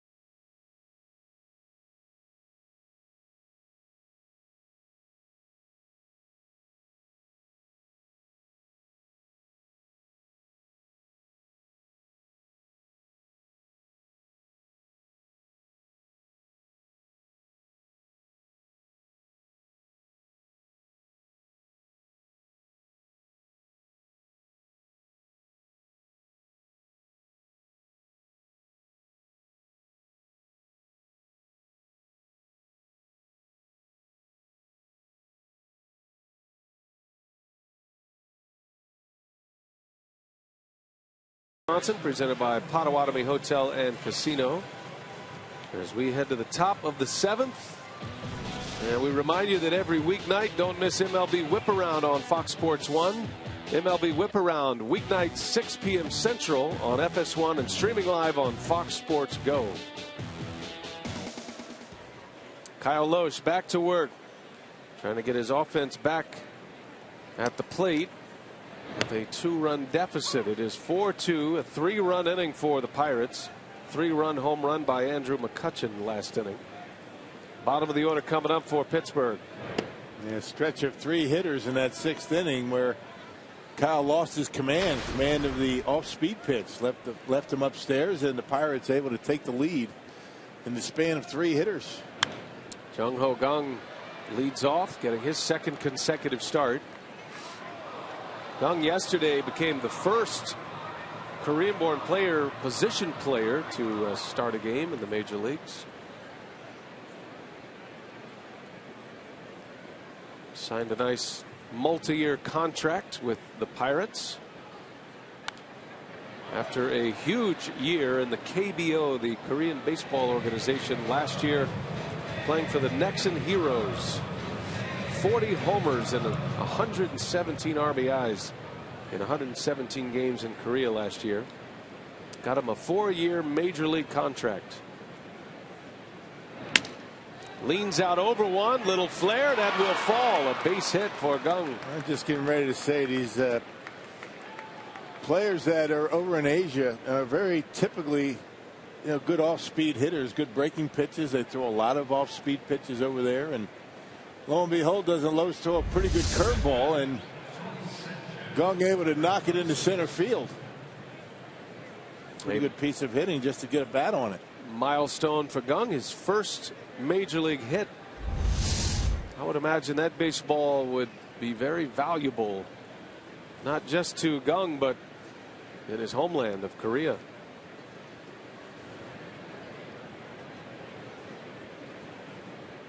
Here's Tony Sanchez, who has 2 hits today off Loesch. And he lines one to center field. That's his third hit. 3 for 3, and Loesch is in trouble here in the 7th inning. 2 on, nobody out. Renicky has activity in his bullpen. Well, the pitch to Gunn was a good one. A curved ball that was down out of the strike zone. He just reached out and dumped it into center. But Tony Sanchez, for whatever reason, seeing the baseball pretty well against Kyle today, as Jeremy Jeffress starting to get loose. Well, you got the pitcher spot coming up, but Hurdle's going to make a move here, try to extend the lead as Andrew Lambo will bat. Lambo started yesterday in left field. And here comes Rick Kranitz now, maybe buying a little time for Jeffress to get loose in the bullpen. The Pirates have taken advantage of what opportunities they've had to score today. They've come up with 3 hits. They're 3 for 3 with runners in scoring position today. Anytime they have a chance, they're coming through. Only 2 stranded for the Pirates today. Scored a run in the 3rd on a 2-out RBI by Polanco, and then a 3-run home run by McCutchen last inning.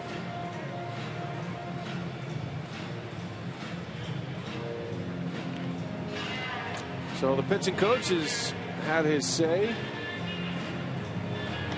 Will Smith joins Jeremy Jeffress. That was one of those bide some time to the bullpen. And a left-handed hitter due up next in Polanco, top of the order. So 2 on, nobody out. Brewers can ill afford to give up any more at this point, trailing 4-2.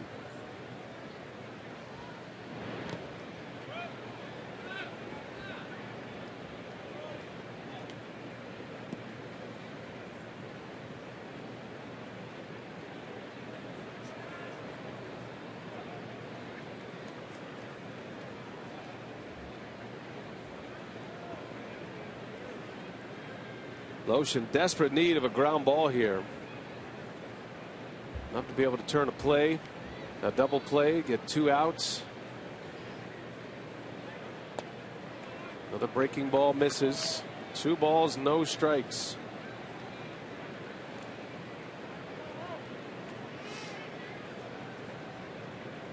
This could be a spot where the game could hinge upon right here. Big pitch coming. 2 on, nobody out. 2-0 on Lambo, the pinch hitter. And he takes a strike. Loesch feathers one in the bottom of the zone. Yeah, looking for something he can drive, and Kyle put it in a pretty good spot. Needs a ground ball strikeout, one of the 2. Turn a double play. Just the guy to do it. He gets a lot of ground ball outs.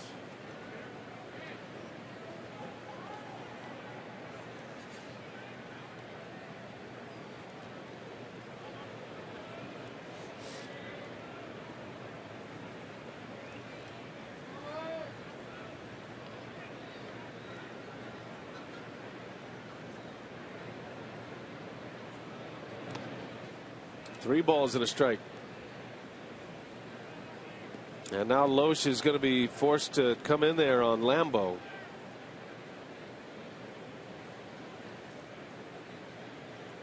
Probably Loesch's last hitter. The left-hander Will Smith ready in the bullpen. Left-hander coming up in Polanco. Hitters count with 2 on, nobody out.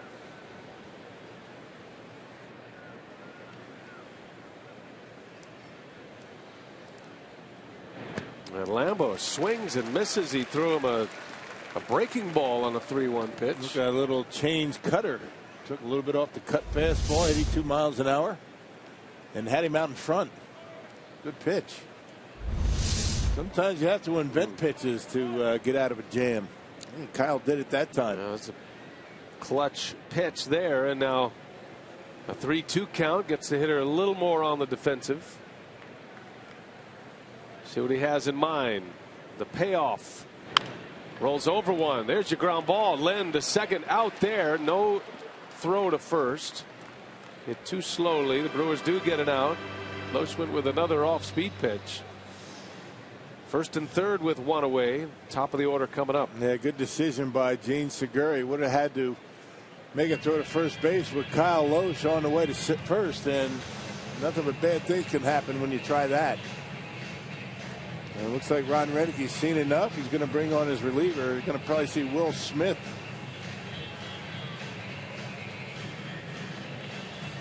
So Loesch is out. And he exits trailing 4-2. That 3-run homer by McCutchen is going to burn him up. We'll set up Will Smith when we come back.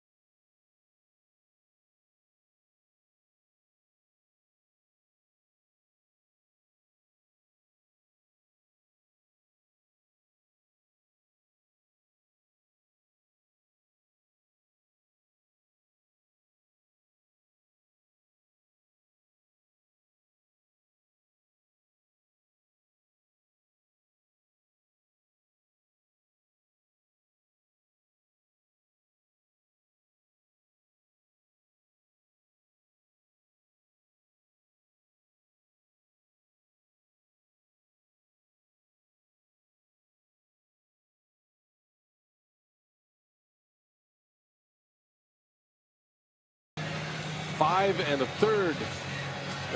Make it 6 1/3. I beg your pardon. Loesch out here in the 7th inning. Runners at the corners still his responsibility.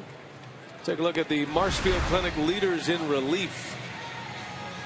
Most strikeouts by relievers this year. The Brewers have racked up plenty so far. 20 Ks at this point. Yankees, remember, they had that 19-inning game against Boston on Friday night. 25 Ks for the Yanks. And they could use a strikeout here. Will Smith on to work. First and third with one away. Yeah, pitched a scoreless inning in yesterday's ball game, did Will Smith.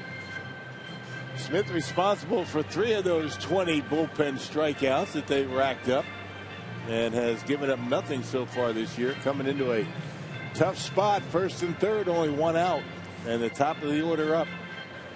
Gung started the inning with a single. Back-to-back singles to start it. Lambeau at first on a fielder's choice. And here is Polanco, who's had a good day today. 2 hits, including a double and a run scored. Polanco drove in a run in the 3rd inning. That was a 2-out RBI single. Got off to a slow start. Hurdle gave him the day off yesterday, and he's come back and swung the bat well today.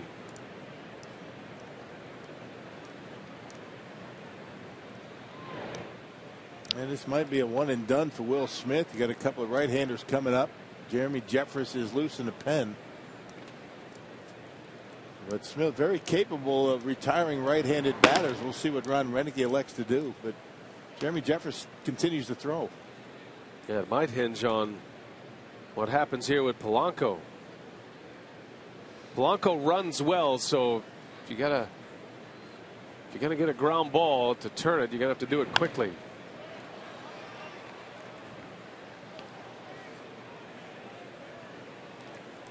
It's one of the biggest prospects in all of minor league baseball last season. Polanco now has established himself as an everyday big league player.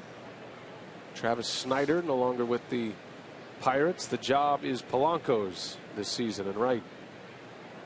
2-1 pitch, and a beautiful breaking ball right in the middle of the zone. Yeah, that's the old equalizer right there against a left-handed batter. Another one of those, maybe one off the plate, might get it done for him. Yeah, good rotation. Threw it for a strike right down the middle.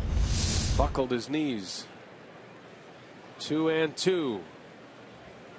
And down he goes. Waves and misses. Yeah, you throw the first one for a strike, and then you throw the next one out of the zone and get the strikeout. Well, the first one was right down the middle, and that one is about a foot outside. So Smith comes in, gets a big strikeout. The runners have to stay put. 2 outs in the inning. And Roenicke is on his way to the mound. He is going to play matchup here with Jordy Mercer coming up. So Smith does his job. And Roenicke makes the call for Jeffress. Take a break.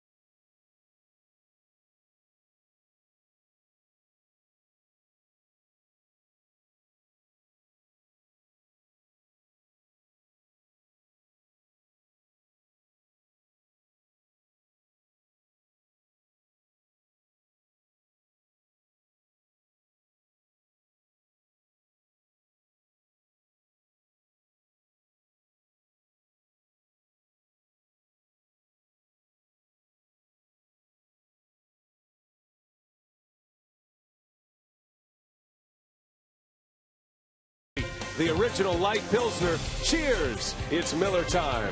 And by the Wisconsin Lottery, reminding you to please play responsibly. Well, tidying up here in the 7th, Will Smith, excellent work coming out of the bullpen to get a big strikeout.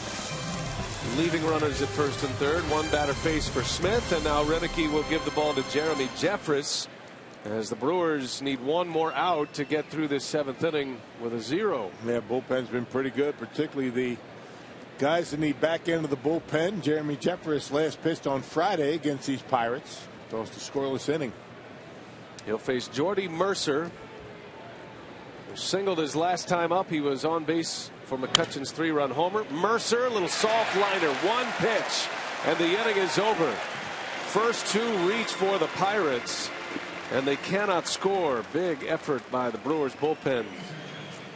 Well, we invite you to enjoy Miller Park's presentation of God Bless America. Retired U.S. Air Force and Miller Park Guest Services Bob Kozlowski will sing for you.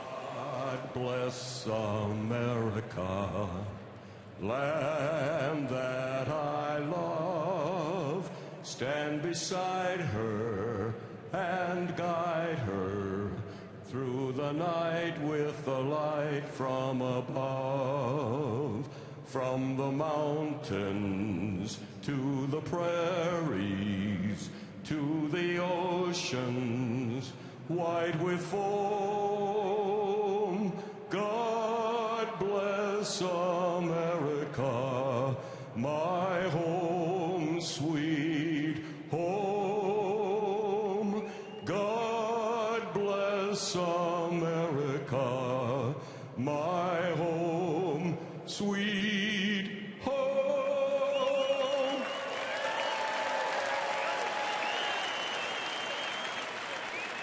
Brewers fans, it's time for the celebrating stretch.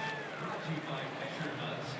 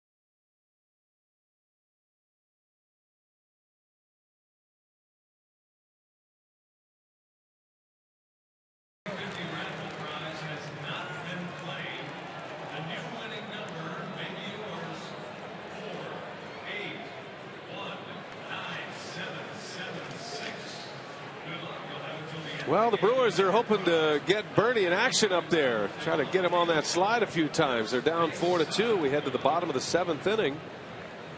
And the Pirates pinch hitting for Jared Hughes in the top of this frame. New pitcher is on the mound, Archimedes Caminero. Second appearance of this series. He will have the bottom of the 7th. Yeah, he looked pretty good his first time out against Milwaukee. That was a couple of days ago. His 4th appearance. He's got an inning and 2/3 under his belt. Triple digits fastball pitcher Caminero. He hit 100 and 101 in his outing the other day. Powerball home run leaderboard. Gomez with 23 last year. Chris Davis had 22, second on the club, and a career high for Davis. He'll start it, followed by Maldonado.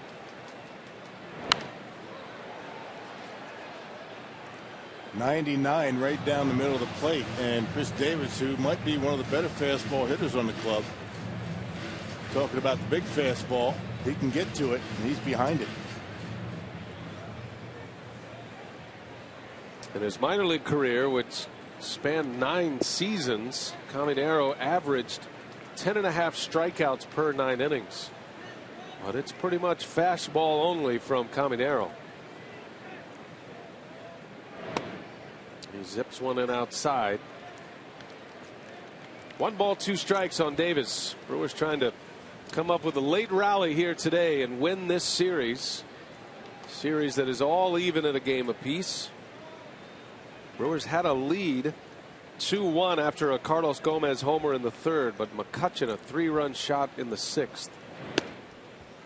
And that's where we sit, 4-2 in the home 7th. An opposite field home run off of Kyle Loesch. On the first pitch he saw in that at bat. Loesch was cruising along after 5 innings, ran into trouble in the 6th. Good work by his bullpen to get him out of a mess in the 7th. It was only a 3-hitter stretch where he lost his command. He left his pitches up in the strike zone. Polanco, Mercer, and McCutchen. It's all it takes sometimes to lose a lead. And was able to get it back quickly. Loesch goes 6 1/3, 8 hits, 4 runs, all earned. Had a walk and 5 strikeouts. Smith and Jeffress got through the 7th inning.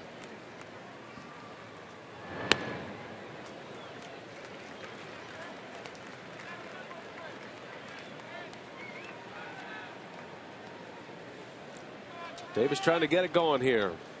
6, 7, and 8. First 3 up against Caminero. Payoff pitch. Way outside. Walked him.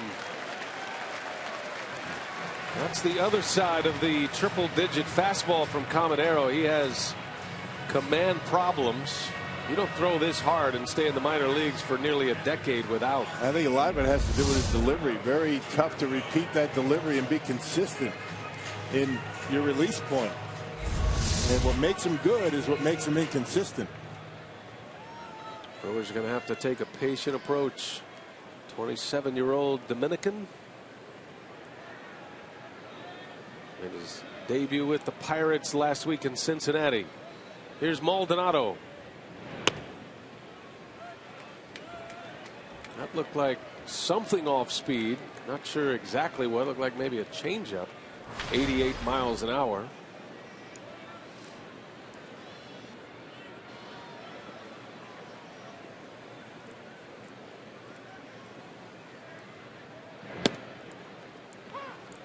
And a 97 mile an hour heater's in there for a strike. Well, they say he has a slider and a changeup to go with that fastball. You don't see too many off-speed pitches from this guy. You throw enough strikes and you're throwing around 100 miles an hour. You don't need much else.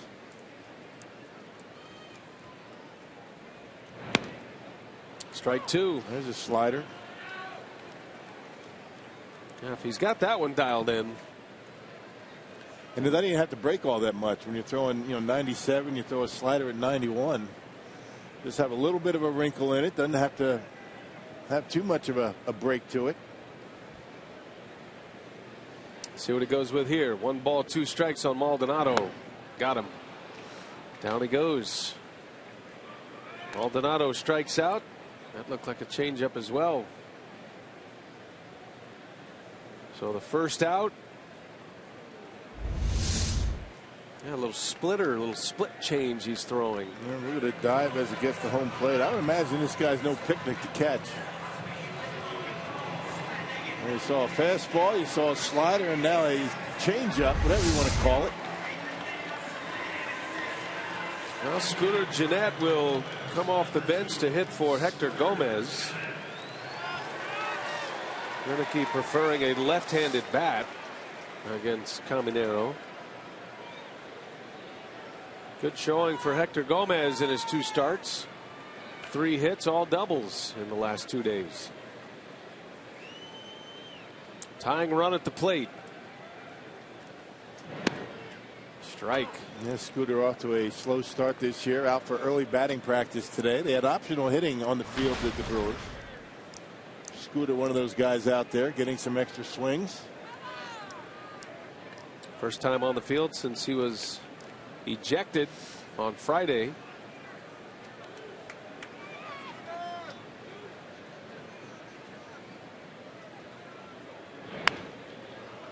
Little cue shot.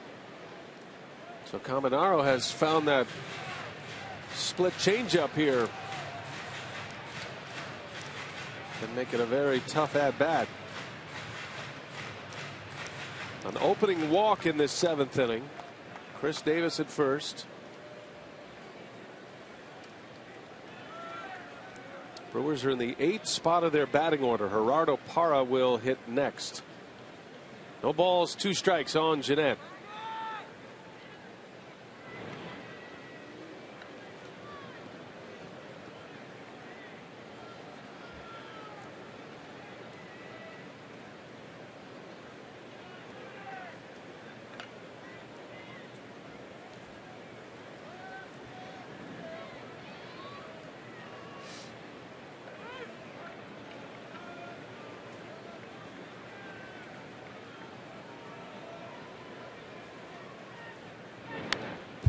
Gennett had a nice cut at a 99-mile-an-hour fastball. Yep, it was up in the zone, still able to get a piece of it.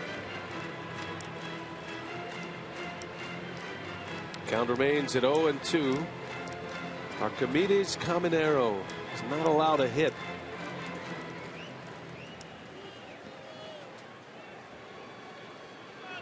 Opponent hitters 0 for 6 to start the season. Davis with a lead at first. And time is asked for and granted by the Pirate catcher.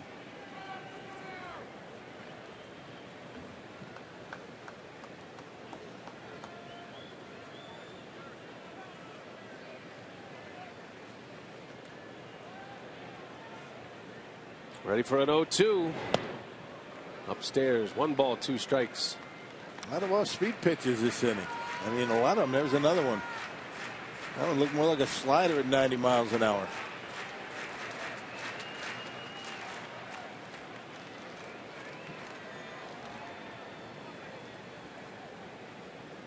Gennett in protect mode with 2 strikes.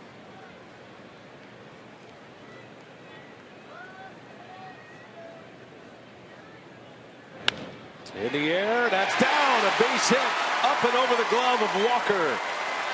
Scooter Gennett, what an at-bat. Stayed right on it. Another off-speed pitch from Caminero, and Scooter able to wait back and bang it into right field. Pitch was down in the strike zone. Good piece of hitting by Gennett. So there you see that split change grip down in the zone. Looked like Sanchez wanted to block it, and he went down and got it. Just out of the reach of Walker at second base. Oh, that was a beauty. Pinch hitting for Hector Gomez.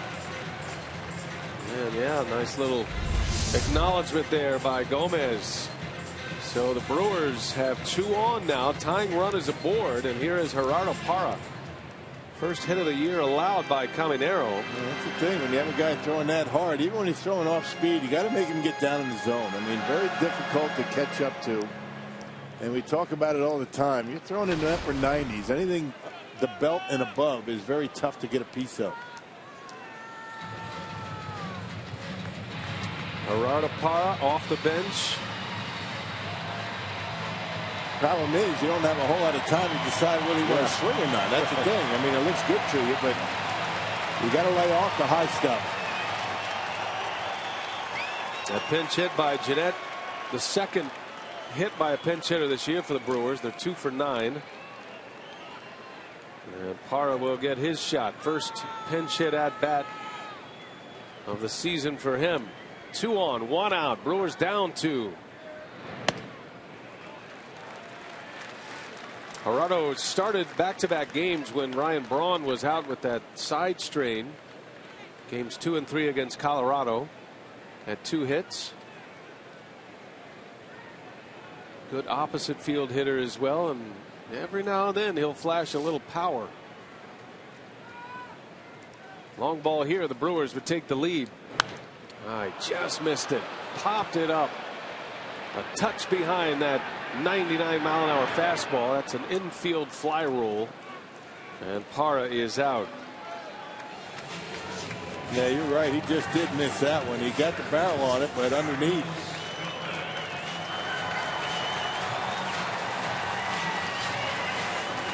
So 2 gone now. Carlos Gomez coming up. At the plate, presented by Wendy's.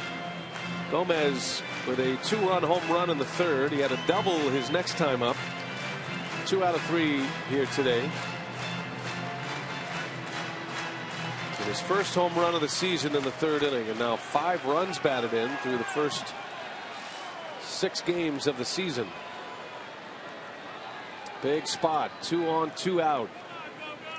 Top of the order here for Milwaukee.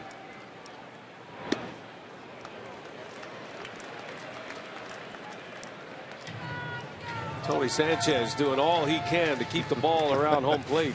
Looks like more like a hockey goalie back there, doesn't he? Diving, darting all over the place to try and keep that ball in front. Bernie's ready. He'd love to hit that slide.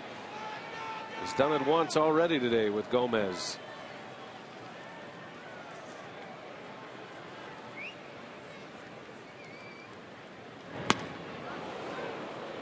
Power fastball and a power swing, and it's 1-1. Yeah, and that's the thing. Up in the strike zone, it's very difficult to get a bat on it. Blew it right by him.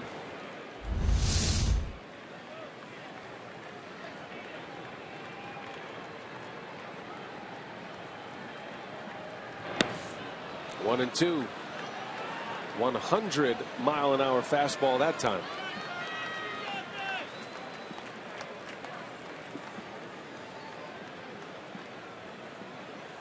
Caminaro's given up a walk and a hit. 2 on, 2 out.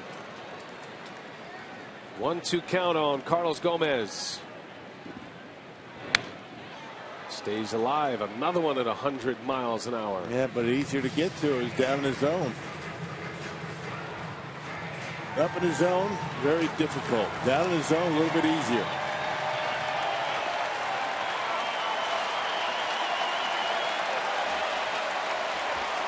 Big crowd trying to help him out. Gomez hoping for a mistake.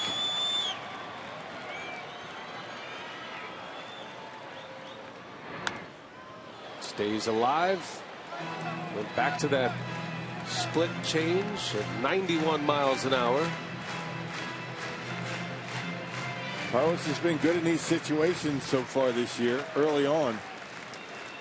Come up big with runners in scoring position. He had a hit to tie the game in the 9th inning against Colorado on Wednesday. Gomez on the ground. Gong has it to second, the easy way to end the inning, and the Brewers come up empty. They strand 2. Pittsburgh still leads it 4-2.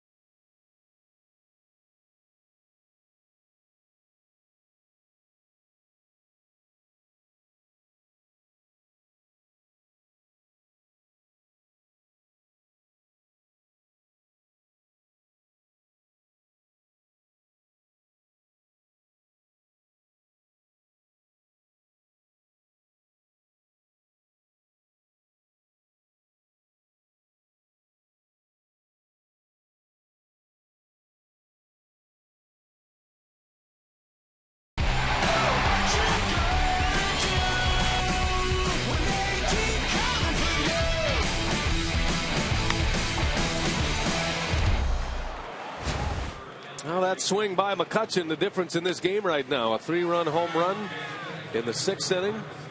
And a 4-2 Pirates lead getting late here on a Sunday afternoon at Miller Park. We head to the 8th. Tyler Thornburg will come out of the Brewers bullpen. Yeah, 3rd appearance for Thornburg. He's given up 1 run in 3 innings so far. Last pitched against these Pirates on Friday. Tossed a 3-up, 3-down inning. And he will have McCutchen, Walker, and Marte to start it. Scooter Gennett stays in to play second base after his base hit in a pinch hit appearance last inning. Thornburg against McCutchen.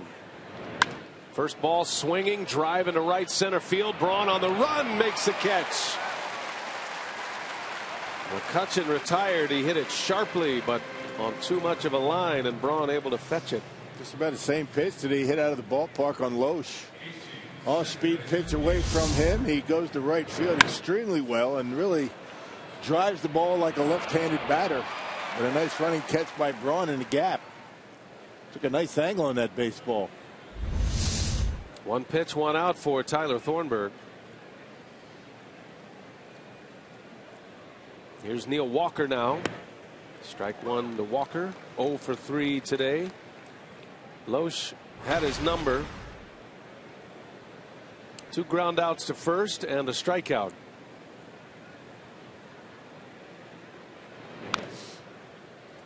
Right now, Loesch is on the hook for the loss after 6 1/3 innings and 4 earned runs. Casey Sadler making a spot start for Francisco Liriano is in line for the win.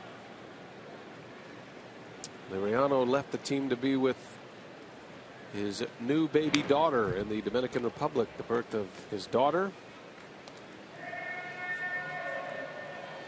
When the Pirates head home after the game tonight, they start their series against the Tigers tomorrow. Pittsburgh will have Garrett Cole, A.J. Burnett, and Francisco Liriano on the mound against the Tigers, who are red hot to start the year. Won again today, right? Now, Detroit beat the Indians 8-5. Tigers are 6-0. That'll be the next opponent for Hurdle and the Buccos. Pittsburgh has a 10-game homestand coming up. In the air, deep right field. Braun going back at the track. Does he have room? He does, and he makes a catch. Close call off the bat. Walker, a long, loud out. 2 outs in the inning.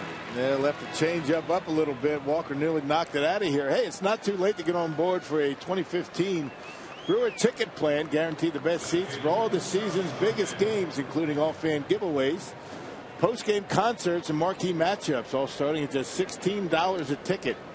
For more information, go to brewers.com/ticket plan.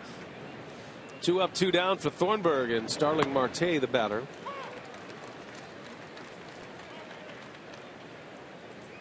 Marte is 0 for 2 today. He was hit by a pitch in the 6th inning. Caught stealing that inning. Maldonado cut him down at second base. Yeah, Brewers catchers have been throwing the baseball well so far.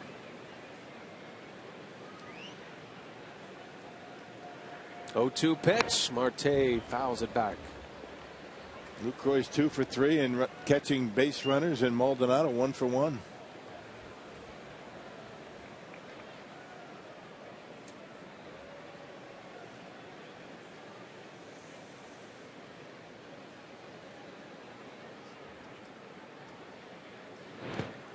Good block by Maldonado. Just in case Marte offered at it. 1 ball, 2 strikes. Marte enjoys Miller Park. He's a .300 hitter here with 4 homers in his 16 games. Just getting his career going. 3rd year in the big leagues. Everyday left fielder now, but a center fielder by trade. Hit a long home run here on Friday night. His first of the year. 2-2 pitch. Spoils it foul. Brewers are headed to St. Louis. Cardinals are in a tie right now with the Reds in Cincinnati. That game is all even at 5. Reds are batting in the bottom of the 9th. St. Louis will have their home opener tomorrow. We'll have it for you on Fox Sports Wisconsin. Afternoon game. Down he goes. Marte strikes out. Good heat from Thornburg. Segura will lead it off. Then Braun. Then Lind. Brewers down a pair. Bottom of the 8th coming up.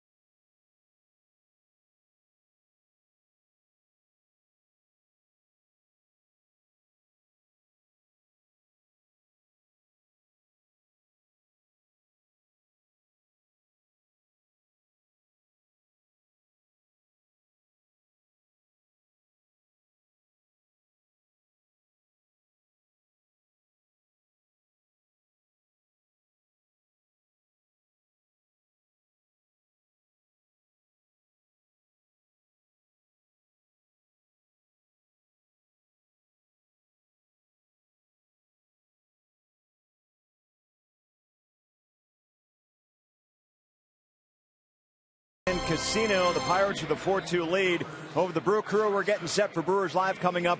Our post-game report after the ball game. Milwaukee's staying in this one, kind of thanks to what the bullpen's been able to put together here today. As Kyle Loesch gets some help in that 7th inning, our Marshfield Clinic shining moment, what Will Smith, Jeremy Jeffress, and Tyler Thornburg have been able to do. Boy, that back end of the bullpen has been outstanding, and this is what they need to do in order to keep the team in the ball game, and they've been able to do that.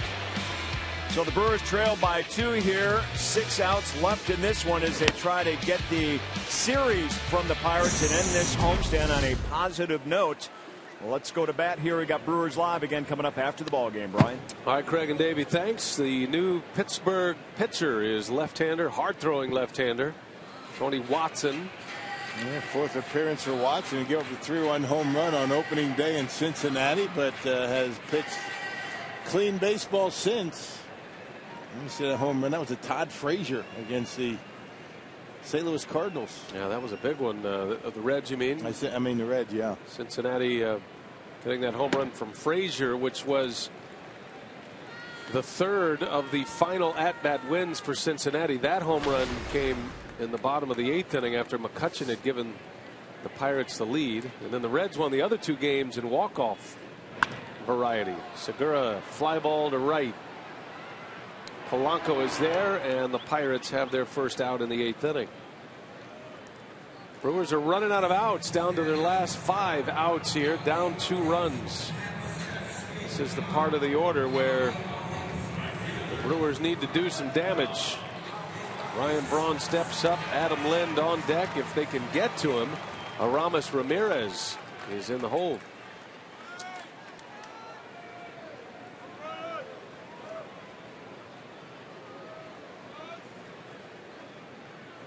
It has been 4-2 since McCutchen's 3-run home run in the 6th. Pirates had the early lead today. Polanco had a 2-out RBI single in the 3rd inning to make it 1-0. Carlos Gomez a 2-run homer in the bottom of the 3rd to give the Brewers a 2-1 lead, and then the 3-run shot by McCutchen. Yeah, 3-batter stretch for Loesch. And he finds himself on the wrong end of this one so far. Other than that, he pitched well. I mean, very well, except for those 3 hitters. He's just cruising right along through the first 5 innings. Unable to get through the 7th. 6 1/3 today for Loesch. 1-2 on Braun. Ryan had a single with 2 strikes in the 3rd inning. He is 1 for 3 today. Still looking for his first home run of the year.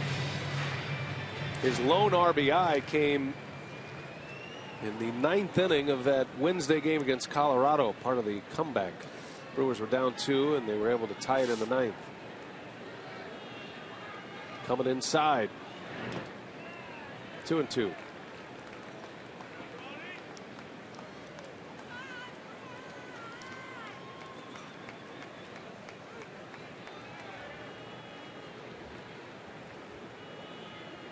Braun is 2 for 10 in the series. 3 for 13 for the season. 2-2. Count stays at 2 balls, 2 strikes. Man, nice and easy for Watson. That one at 93. He's got a slider to go with it.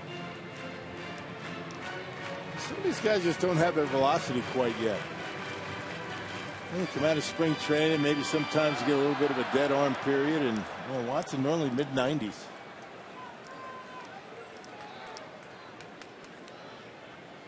Everything away so far. See what he has in mind.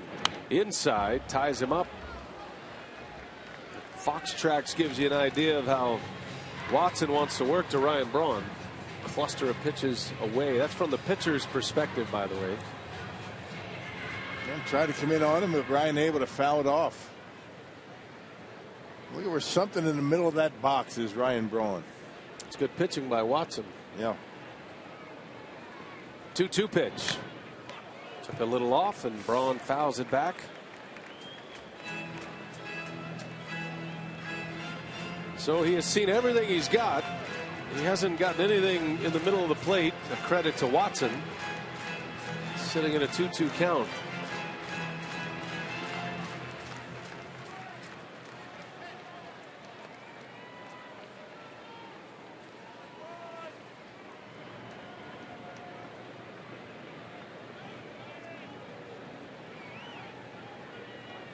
Braun has been very good in his career on pitches away from him. Here's the 8th pitch of the at-bat.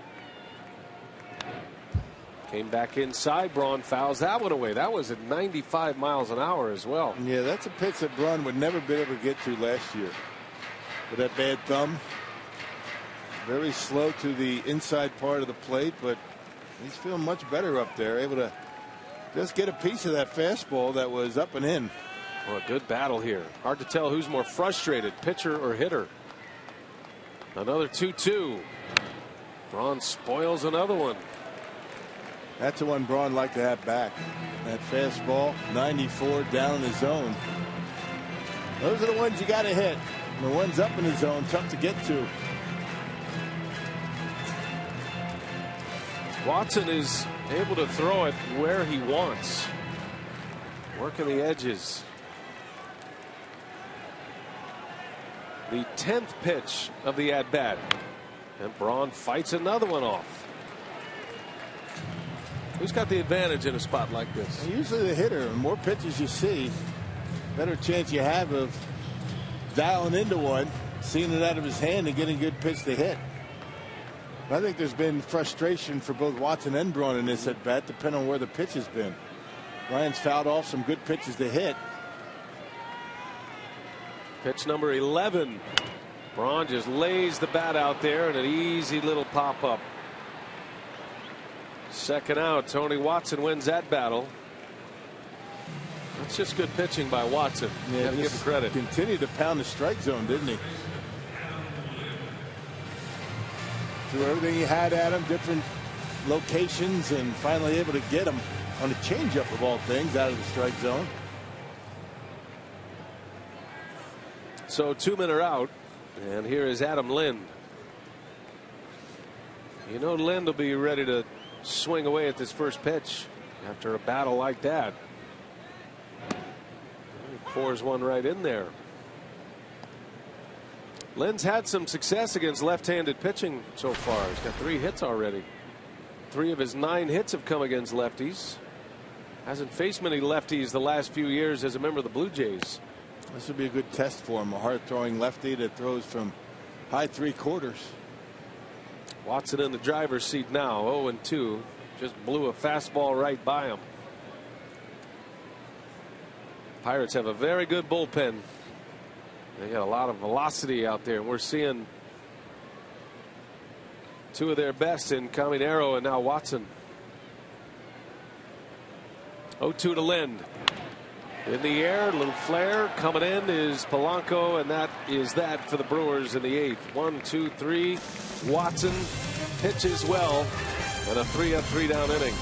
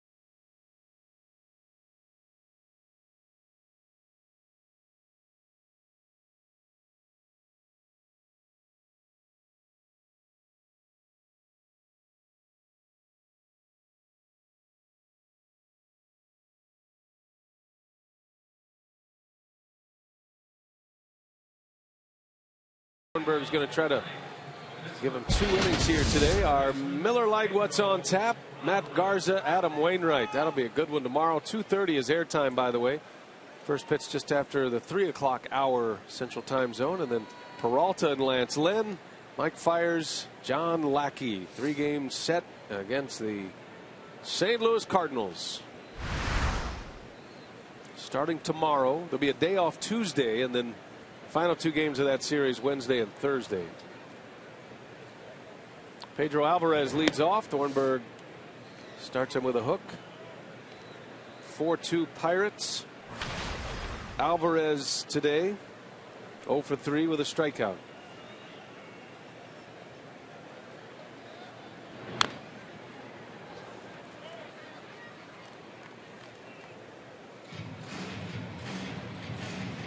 St. Louis and Cincinnati are in extra innings today. They are in the bottom of the 10th, still tied at 5.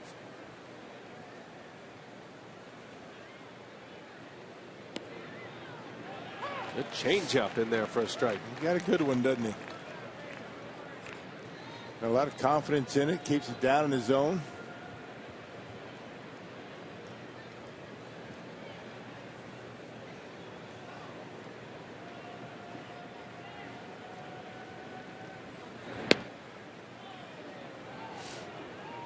I think Thornburg and Maldonado thought he had him rung up right there. Toby Basner is the home plate umpire. Man, oh man. Fox Tracks has it for a strike.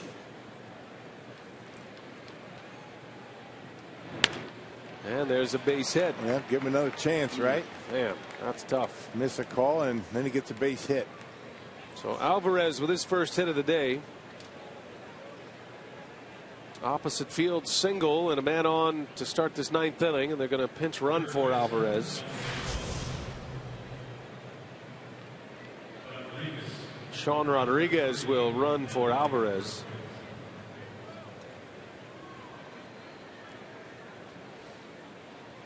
Seen him in all 3 games. He's played first. He's played right field.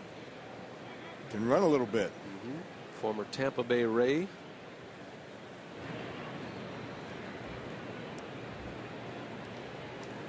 Jung Ho Kang at the plate. First ball swinging. Popped him up. Will it stay playable? Trying. Maldonado reaches in and crashes into the dugout. Boy, Maldonado goes flying into the dugout. Took down Rick Kranitz in there, and Maldonado's all right. Great effort. Well, you love that effort from Martin. Didn't come too far from catching it. Jerry Narron is there trying to catch him, but Maldonado jumped over him. Yeah. That's an old catcher there, Jerry Narron. He knows it's important to have somebody in there to brace the fall. That's a pretty good drop from that field level into that dugout. Martin Maldonado fortunate.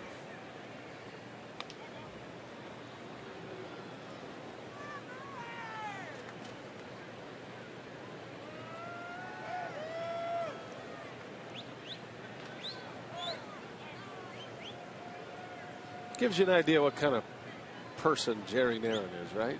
He's standing right in there. Yeah, catcher. Grizzled old baseball man. He's going to run away. I love that.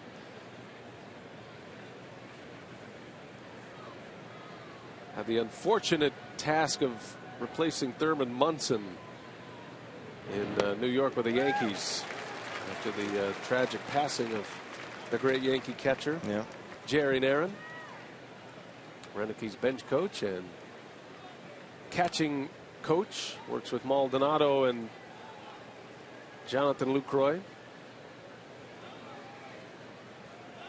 Runner starts, then stops. Pitch is upstairs, ball 2.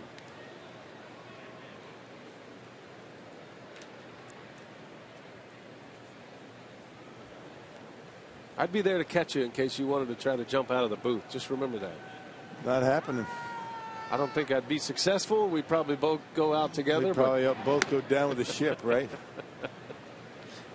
But I appreciate. Need a little counterbalance. I appreciate the fact that you would do that for me. I'd be there. I think you would.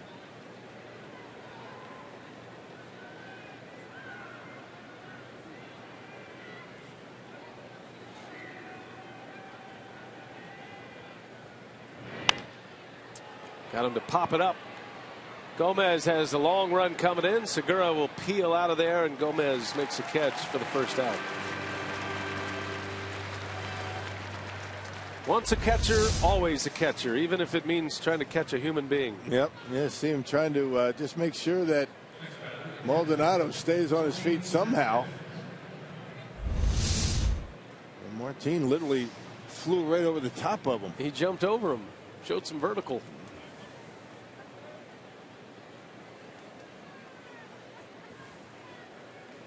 And knowing Jerry Narron, he's probably got a few stories about the guys that he's caught in the dugout before, because he's seen it all.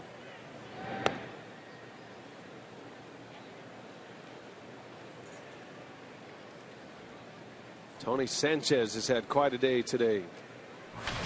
Backup catcher getting a chance to play, and he delivers with 3 hits. Scored a run.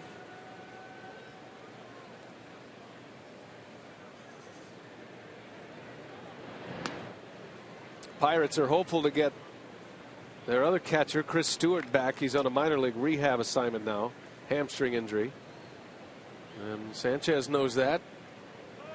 Come out with 3 hits. When you get a rare start, maybe once a week, that goes a long way.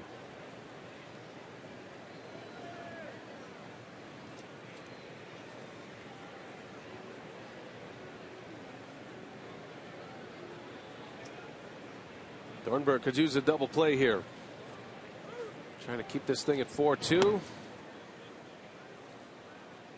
Hey, there aren't too many more difficult jobs than a backup catcher in all sports. I mean, when you think about it, a guy that doesn't play a whole lot. Maldonado, Sanchez, you usually get the day game after the night game. You'll get a game where you've had a tough travel night. And all you're expected to do is stay in the ball game and give the everyday catcher a complete day off. Yeah, call a good game. And if you're not able to stay in the game, you might get pinch hit for, but you know, Maldonado's is certainly a guy that can handle the job defensively, stay sharp. And that's a difficult thing to do behind home plate. Keep that continuity, that rhythm behind home plate. That'll get some hits for you. 2 balls, 1 strike on Sanchez. Had a healthy cut, 2-2 the count. Most backup catchers are good citizens as well. Good in the clubhouse. Know how to keep your mouth shut, right? You don't want to be complaining too much about not getting a lot of playing time.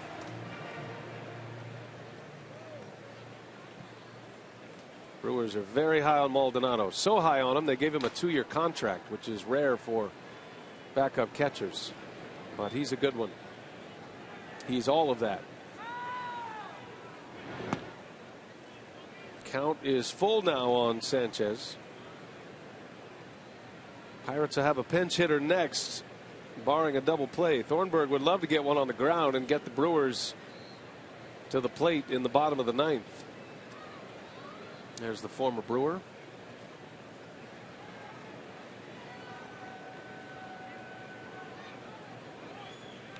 Payoff pitch. See if Rodriguez takes off. He's going. And a drive into left field. Davis makes. Oh, he dropped the ball. Davis drops it. He was ready to make a throw because the runner was on the move and forgot to squeeze it. Yeah, thinking about throwing before he had it. You're right. That'll be an error for sure on Chris Davis. He had a pretty good shot at a double play if Davis is able to keep this ball in his glove. Takes his eye off it, looking at the runner, and just kicks it. That'll be an error. E7. In and out of the glove. You can see where his eyes are. They're on the runner. Assuming he's going to be able to catch the baseball. Tough break for the Brewers. Yeah, Davis has been so good in the outfield. He's made 2 highlight reel catches on this homestand, but that's one he wished he could have back. So instead of 2 outs and a man on, maybe even a double play to end the inning, the Pirates have runners at first and second with 1 out. Kranitz, a quick visit here for Thornburg and a scouting report on the pinch hitter Corey Hart.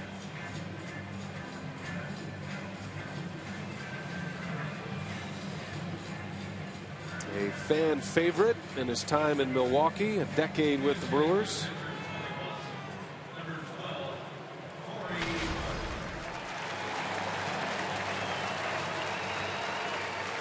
Hart with 998 career hits, 950 of those coming as a Brewer. And he's up with 2 on and 1 out. Little cue shot over the head of Lind, a base hit. And this is going to bring in another run. 5-2 Pittsburgh. Oh, that one hurts. Corey Hart with an RBI hit. A single to right field, right off the end of the bat. Yep. And Corey Hart with those big long arms. It's a breaking pitch that was up a little bit. Hart right off the end, a little cue shot, and as you mentioned, good enough for an RBI. And just out of the reach of Adam Lind. That's a tough break. Think about it, this inning should be over. No doubt. The line drive should have been a double play. How about the missed strike call on Alvarez? Next pitch turned into a hit. Right. That's the way it goes sometimes.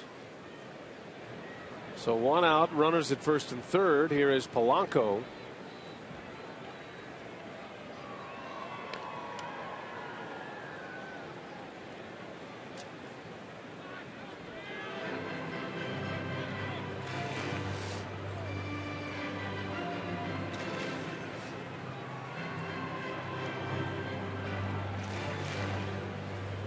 '23-year-old Gregory Polanco. There was a lot of talk this spring about Polanco signing a contract extension. Seeing a lot of teams give their young prospects deals. They've tabled those contract talks. Polanco's under Pirates control until 2019, but they were trying to do a long-term deal. Feel like he is a player that is going to be around for a while, and try to give him a little bit of security, and cost certainty is what you hear out of general managers. In the air to right field, hooking, foul. Hit a ton though. Little pop in that bat, doesn't he? Yeah, Polanco has all the tools. He's going to hit a lot of home runs in Pittsburgh. That short porch and right. It's about the only spot in PNC Park where you can get a home run without getting all of it.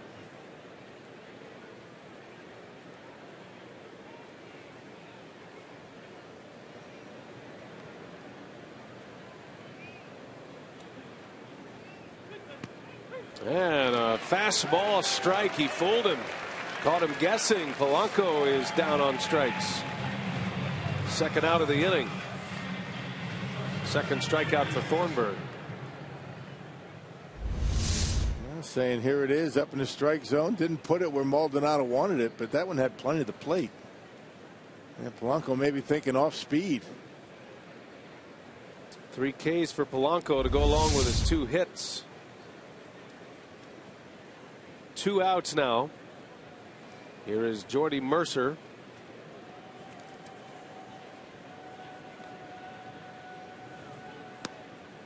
An unearned run against Thornburg here in the 9th has stretched the Pirates' lead to 5-2.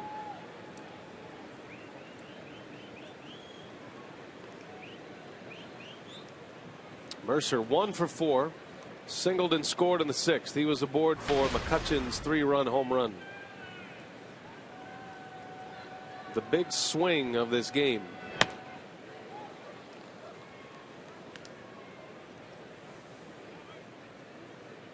And every base hit in that inning, the top 3 guys, all opposite field hits. Polanco a double to left.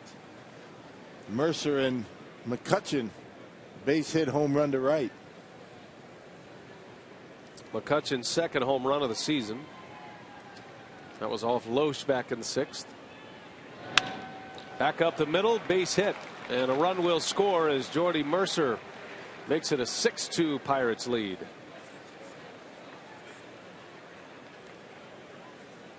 Those tack-on runs. Yep. Took advantage of a miscue by Chris Davis. 2 runs are in.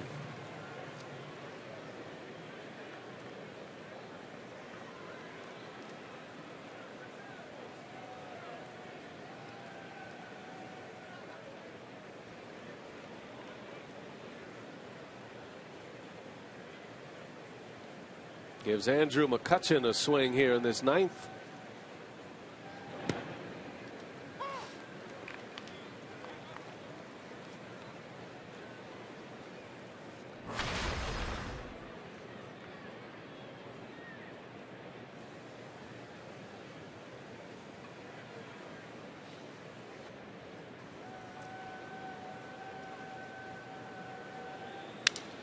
Sounded like he broke his bat, but that's going to fall for a hit. Gomez coming up throwing, Hart coming home, and it's up the line, and another run is in. And the Pirates put 3 on the board in the 9th. McCutcheon with his 4th RBI of the game. 7-2 Pittsburgh. Yeah, Pirates now have 6 hits with a man in scoring position today. I mean, they have been executing very well here today when they've had their scoring opportunities. 6 for 8. That's not too bad. Little jam shot into center field, and Corey Hart able to score.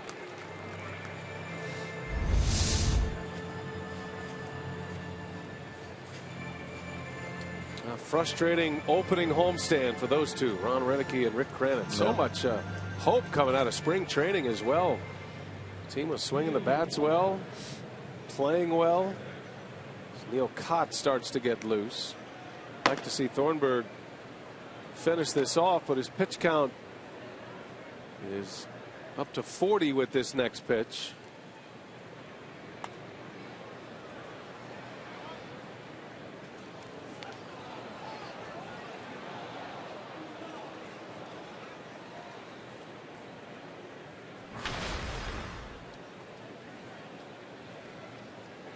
Walker is hitless today.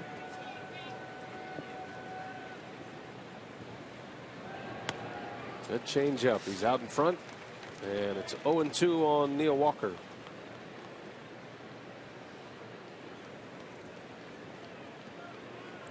2 3-run innings for the Pirates.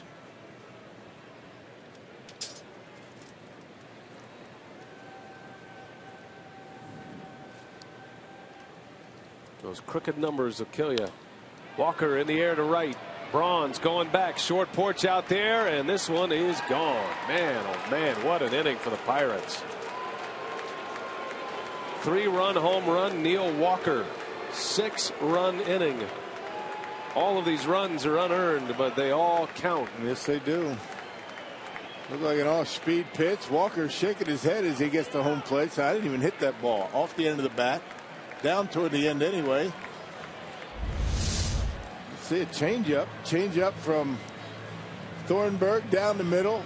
Walker didn't even hit it all that well. He's out in front off the end, but able to carry out of here to the shortest part of the ballpark.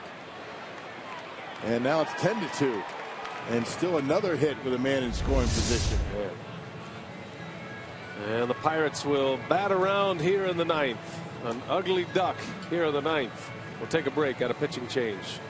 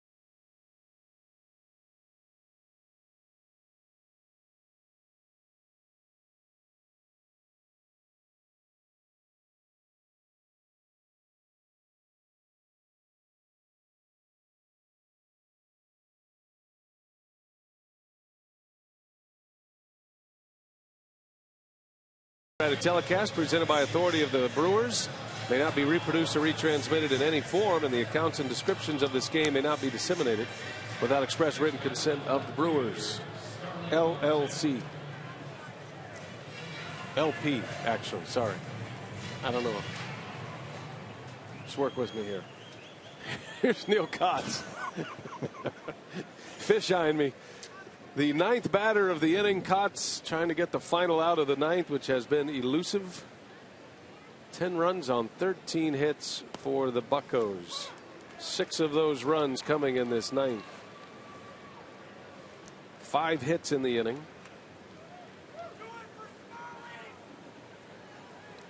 Marte is hitless today. Quickly down 0-2. Brewers Cardinals tomorrow. The St. Louis Cardinals home opener. They'll have plenty of festivities, I'm sure. A lot of their legendary players will be back. Maybe see a Clydesdale or two tomorrow, Rock. Got that to look forward to. All right. Marte's out. Inning mercifully comes to an end.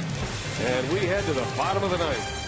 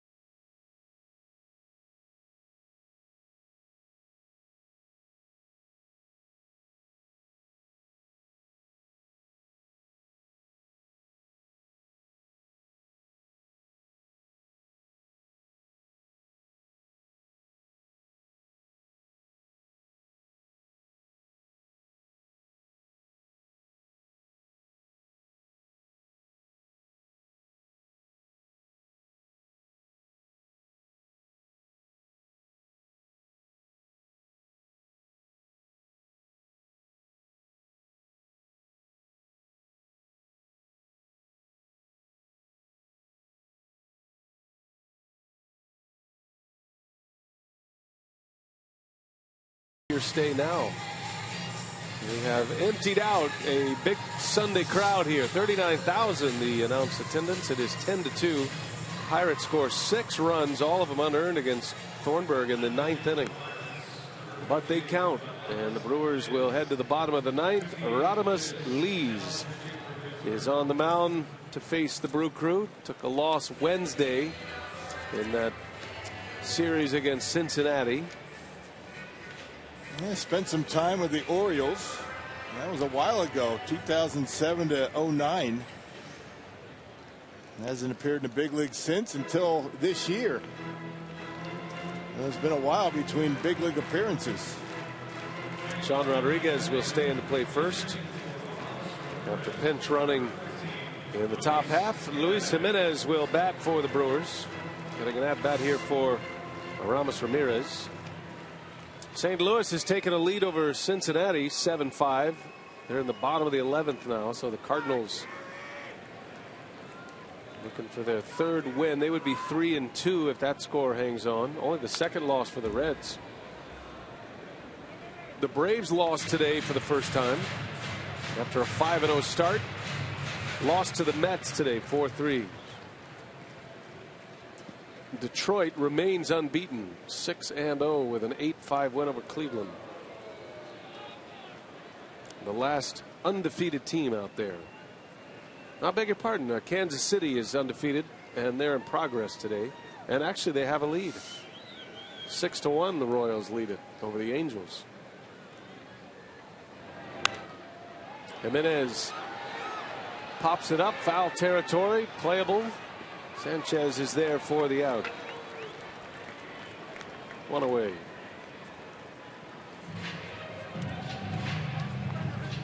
Good work by the backup catcher Tony Sanchez today. 3 hits, 2 runs scored, on base all 4 times. And the Pirates are able to navigate a day when they didn't have their ace left-hander Francisco Liriano on the mound. Left the team to be with the new baby daughter in the Dominican. Had a spot starter, Casey Sadler, in his first career major league start, and he is in line for his victory today.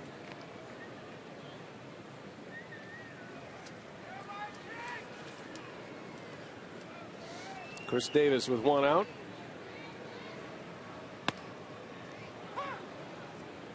With 2 more outs, Sadler would win for the first time in the major leagues.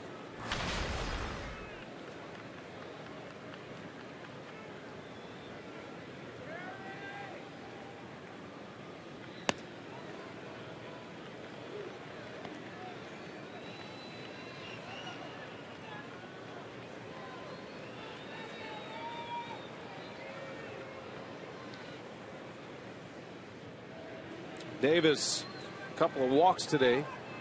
0 for 1 at the plate. And a strikeout. Sanchez will have to secure it at first. Took his time. He actually ran into the umpire. Yeah, got into a kind of a wrestling match with the home plate umpire and still able to recover and get the out. Good breaking pitch from Lees. And check out home plate umpire with the body block. Still able to get the out at first base. 2 outs. Brewers Live coming up. Craig and Davey will take you through it. Greg Matzek will have reaction from the Brewers clubhouse. Our thanks to Greg for joining us this week. Did a fine job reporting. And the Brewers ready to start their first road trip of the year. And let's hope this road trip goes exactly like the first road trip of last year. 6-0. 6-0. That'd be good.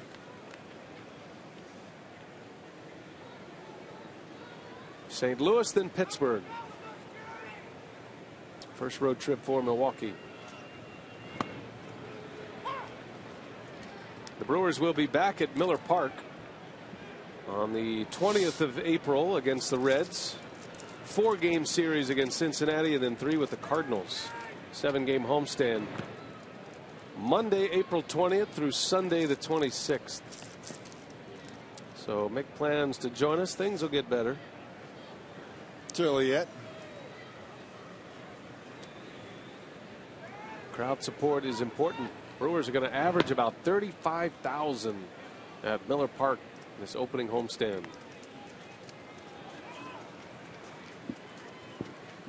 Nothing better than Miller Park. Big crowds, passionate fans, great tailgating scene. As Maldonado draws the walk. So a base runner here, down 8. First base runner for the Brewers since Scooter's base hit in the 7th inning. Yeah, that was a pinch hit single. That was a 2-strike hit as well by Jeanette. Had a 4-2 game at that point.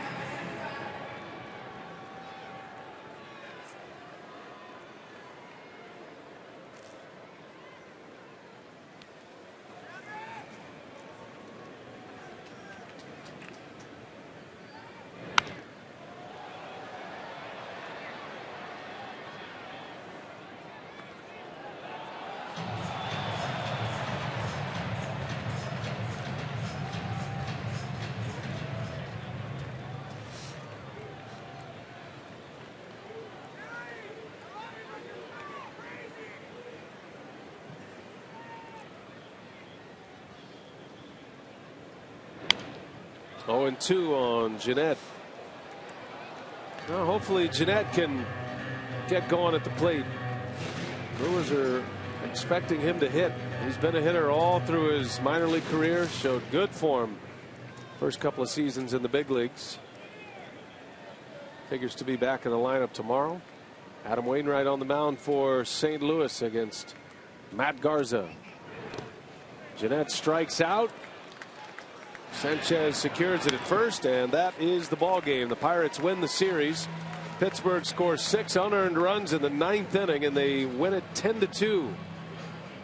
Take 2 out of 3 from the Brew Crew. Milwaukee dropping to 1-5 on the opening homestand of the year. Craig Kashawn standing by with Davey for Brewers Live. Let's send it out there now. What do you have coming up, Craig?